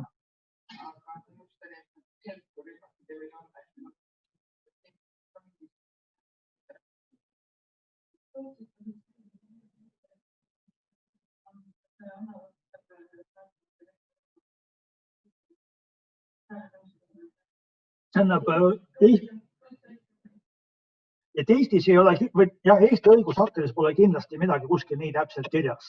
Meie õigusaktid on üldse suhteliselt üldsõnalised, räägivad, et need isikukaitsevahendid peavad olema töö jaoks sobivaid ja tööandja peab seda valikut arvestama ja edasi.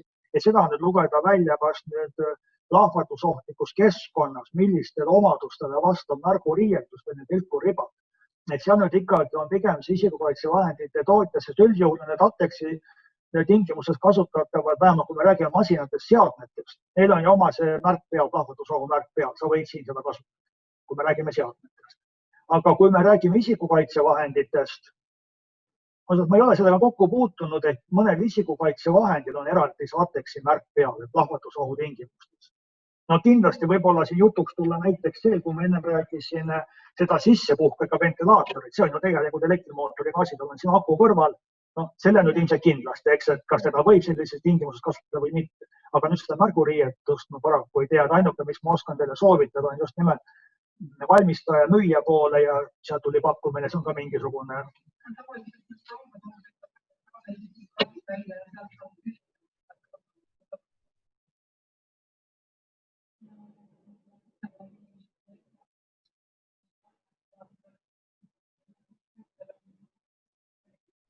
Ja just see staatilise poole pealt tähendab see sädeme kindlus, et ta ise ei tekita.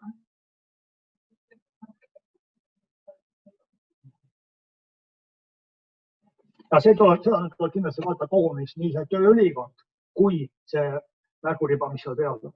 Ja millega nad selle kinni on pannud. Ja. Kaitsekindlad. Neil on ka päris pikk märgistuse lugu. Peal on, tavaliselt on ikkagi nüüd 4 numbrit. Siin on toodud ka see 6 juba välja, mis on standardi viimase versiooni kohaselt, aga need kaitsekindlad, mis on müügil üldjuhul, on 4 number seal all.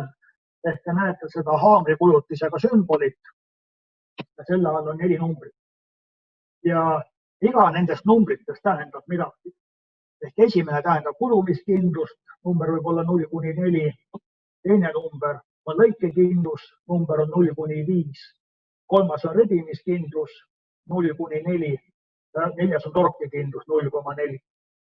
Ja nüüd on seal toodud veel üks lõikekindlus välja mingisuguse teise standardi järgi ja löögikindlus. Et neid 2 viimast numbrit ei ole isegi kinnasti peal reaalselt näinud, aga kostjuumpost standard seda juba võimaldab.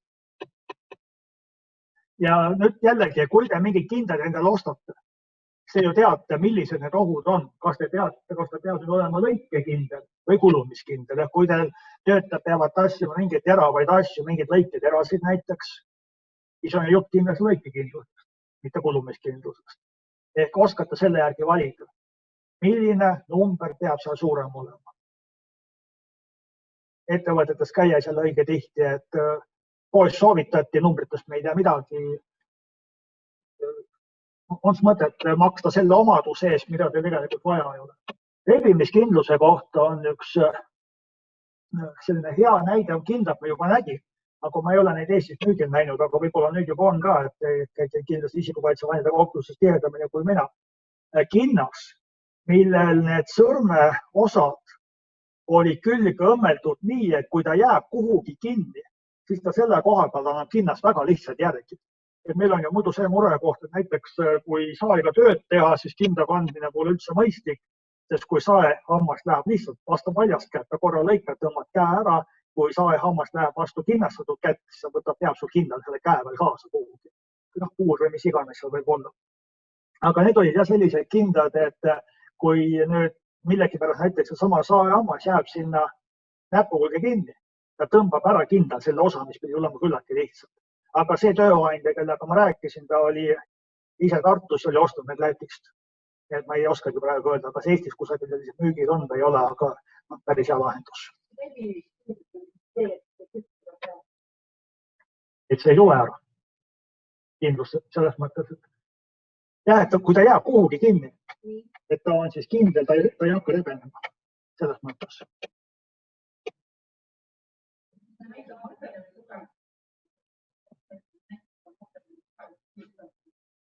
Jah, et me võib-olla tugevus on õige tihti mõtlemegi seda, kui ta kuhugi kinni jääb, kas ta läheb katki ehk rebenemine, eks.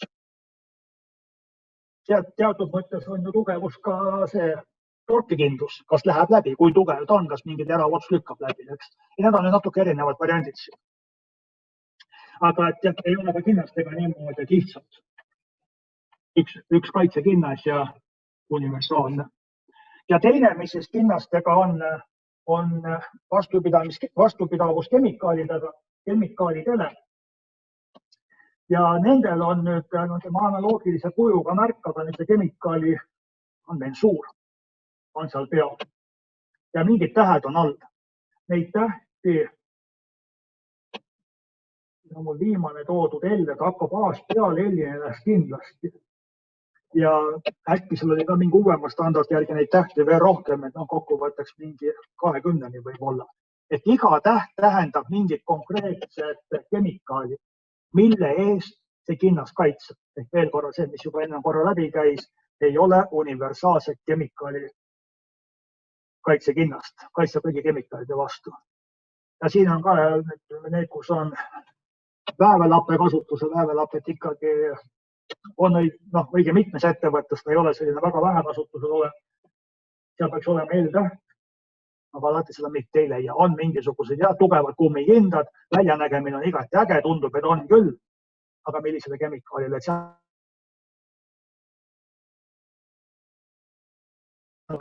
see kord lugu, kui väävelappe sinna peale voolab, siis ta sulab sinna ära ja siis sulatab pärast veel koos selle kinda materjaliga, liha on seda nüüd vaja. Siis see, et püüdke saada selgeks kogu see info, mis see märgistus sisaldab, mille eest ta tegelikult kaitseb. Kas see on täpselt see, mis teil vaja on? Teisipidi vaadates siis, et tehke oma kulutused nendele isikukaitsevahenditele, mida teil konkreetselt vaja on. Et päris kurb on neid tööandjaid vaadata, kui teil näed, teil on kindlad küll ja laos mõned varuks ka, aga need ei ole tegelikult selle töö jaoks sobivad. Nüüd on erinevad isikukaitsevahendite kohta need jutud räägitud, kuidas seda märgistust jälgida ja kust need kaitseomadused tulevad välja, mille eest nad kaitsevad. Tahab keegi mõne tüübi kohta veel küsida? Need jäid isegi käsitlemata küll.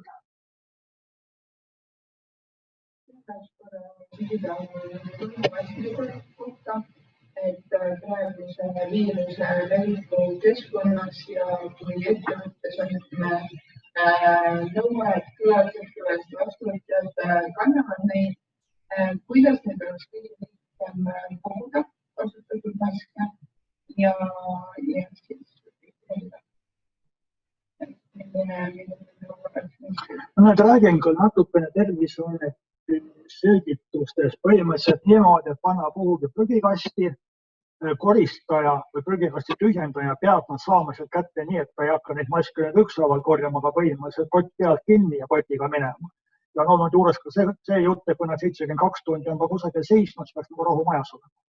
Aga põhimõtteliselt jah, see, et pannakse ise ära sinna prügikasti, minu viimane kogemus eelmisest neljapäevast siis käisime samamoodi ettevõttes ja tuli väga tuttav situatsioon ette, et külalised ja külaliste vastuvõtjad. Ehk me käisime seal ringi neljakesi, meie olime maskidega, ülejäänud siis töötajad oli kõik ilma maskideta, aga see on nende nõue, ma ei vaidlesin absoluutselt vastu, et nii ei peaks olema. Ja siis, kui me olime lõpetanud, vähe sellest, et meil oli need maskid ees, meil oli ka müts peas ja see kittel peal ja siis oli niimoodi, et see vastuvõtja, ta võttis selle kitli vastu ja siis, kui ma võtsin maski ära, pane siia kitli vahele. Et põhimõtteliselt ma panin sinna kitli vahele, ta ise seda kohta ei puutunud, tükka selle kitli kokku, pani sinna kuskil suurte prügikasti, kuhu need läksid ja kõik sarnases utiliseerimisele. Need oli kõik ühekordsed, nii kitli kui maskid. Aga just see, pane siia vahele, mitte see, ma võtan, panen selle kuhugi. Pane siia vahele, ja siis läks prügikasti.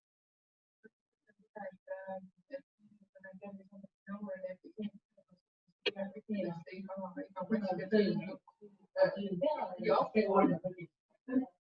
on jabur, et tahtsin mingit paremat lahendust. Et iga tolmumask või mask on ühekordsesse ma näen siin pigem seda, et peaks välistama selle, et kes nüüd järgmisena seda prügikasti kasutab ükskõik sinna midagi lisades või seda tühjendades, et tema ei sattu sellega kokku. Eesmärk peaks see olema. Ja seda ei peaks bioloogilise jäätmena eemaldama või seda minu teada jah, nüüd siin ei ole, nii nagu me räägime siin mingisugune operatsioonisaalidest, mingid bioloogilised jäätmed, mis tekivad, et me praegu olema ju enamuse prügikastides ja märk peal. Linna vahel inimesed käivad maskiga, leiavad, et näed, nüüd ma enam ei taha, viskan prügikasti. Aga pigem ma rõhuks just see, kes neid prügikaste tühjendavad.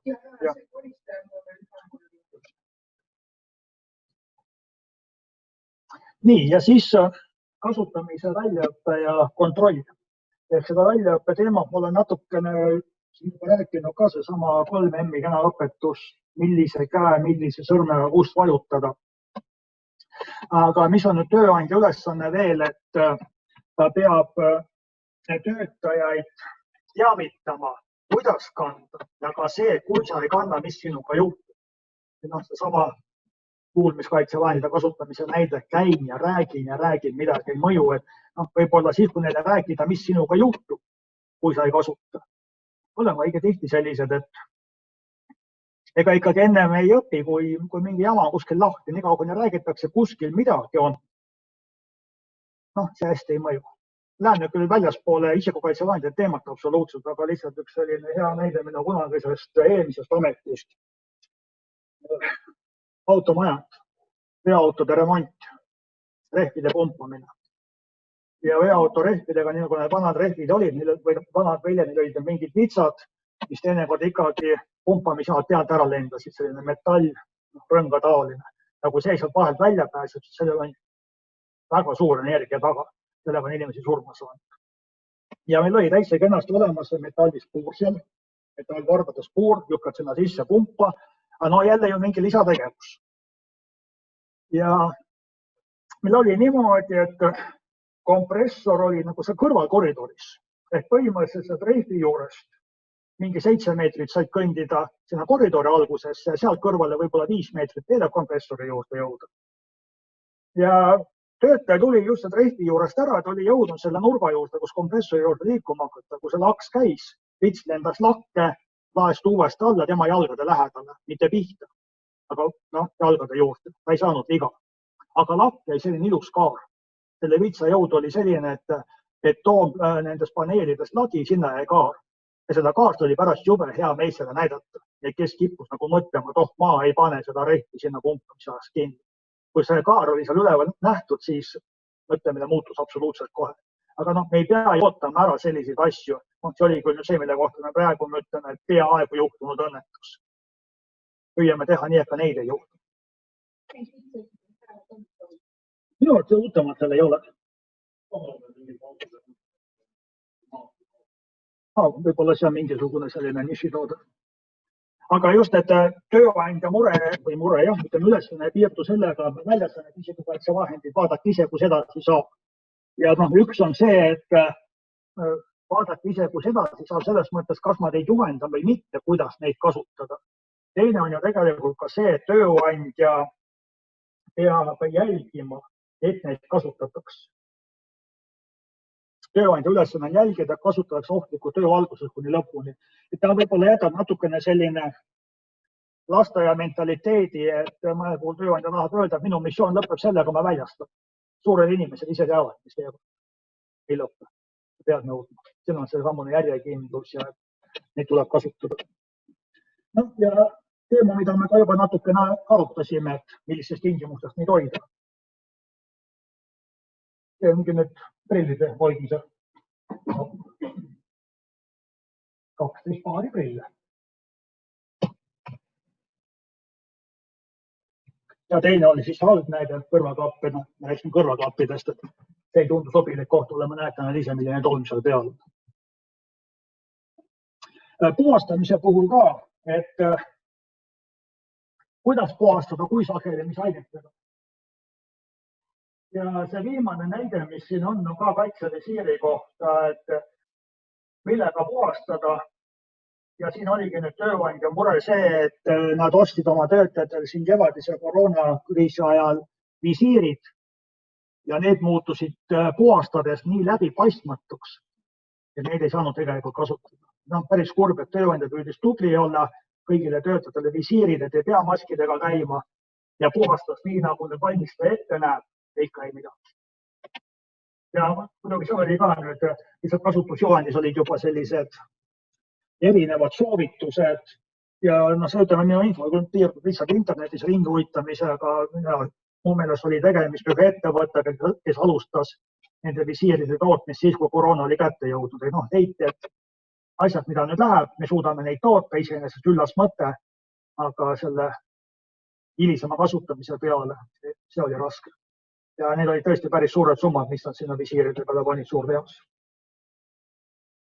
Aga need on juhised, mis on olemas isikukaitsevahendi kasutusjuhendis, kuidas pesta, millise ainega pesta ja kui tihti mingid osasid vahetada.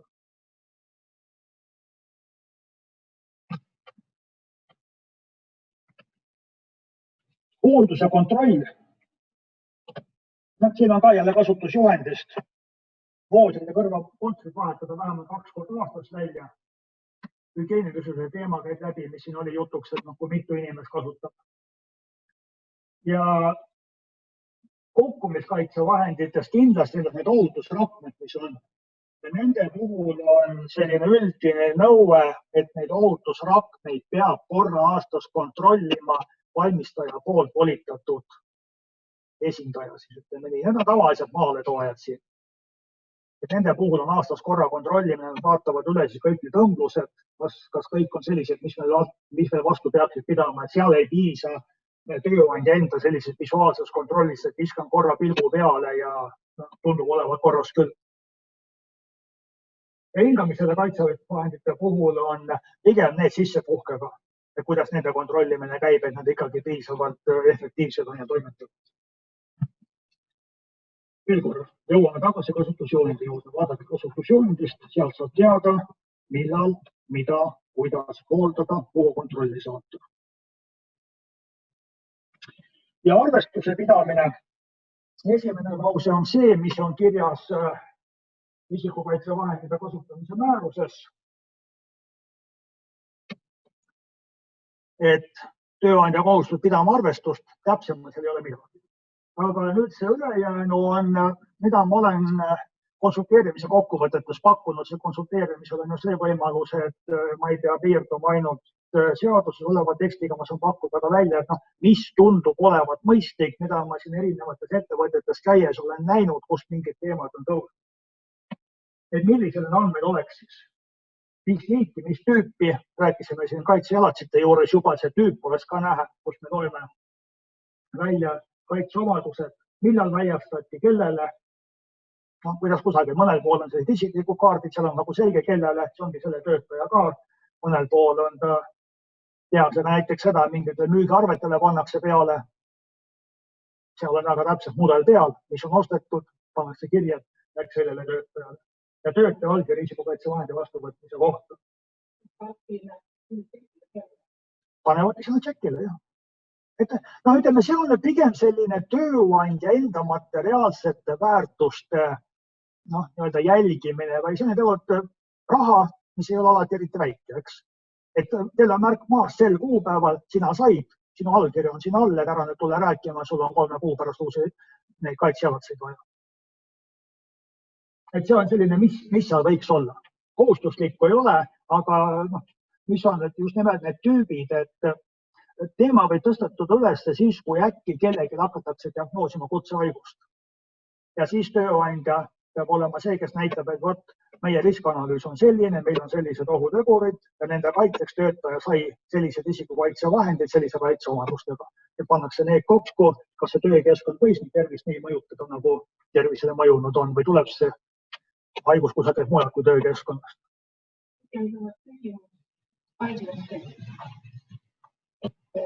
Kui palju on väljastatud selle isikule seda isikukaitsevahendit? Mis tähendab, kui palju?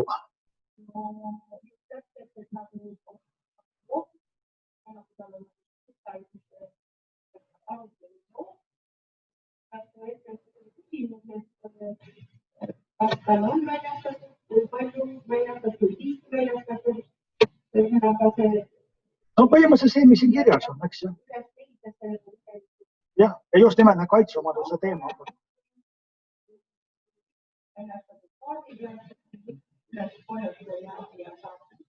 Jah.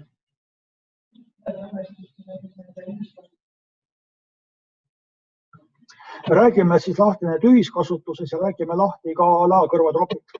Ühiskasutusega on analoogiline, et andsin nendele 4, ütleme, tähendab vahetuse mehaanikutele, nende kõrvaklapid on seal või kõrvaklapp on seal. Kui me räägime seda, et 4 tükki kasutavad ühte, hügieeni tagame, siis kõik 4 annavad oma allkirjaid ja me saame seda kasutada. Aga need, mis on sellised ühekordse, kõrvaklapp on ju ühekordne, eks ole. Et seal loomulikult ei ole vaja seda, et me paneme sinna kõrvale mingisuguse registreerimislehe ja kui sa nüüd võtad 2 kõrvatroppi, siis sa pead sinna kirja panema oma nime, kuupäeva, kellaaja ja ma ei tea, mida iganes veel ja allkirja. Jah, just nimelt, et seda tüüpi ja töötajale peab olema teatavaks tehtud, kui sul on uusi vaja, kus sa need saad. Selle ruumi, selle ukse kõrval, kus need see koht on. Kelle poole pöörduda, kui neid seal ei ole. Et tal on see ahel teada, kus ma saan järgmised. Loomulikult igat sellist ei pea sinna kirja panema.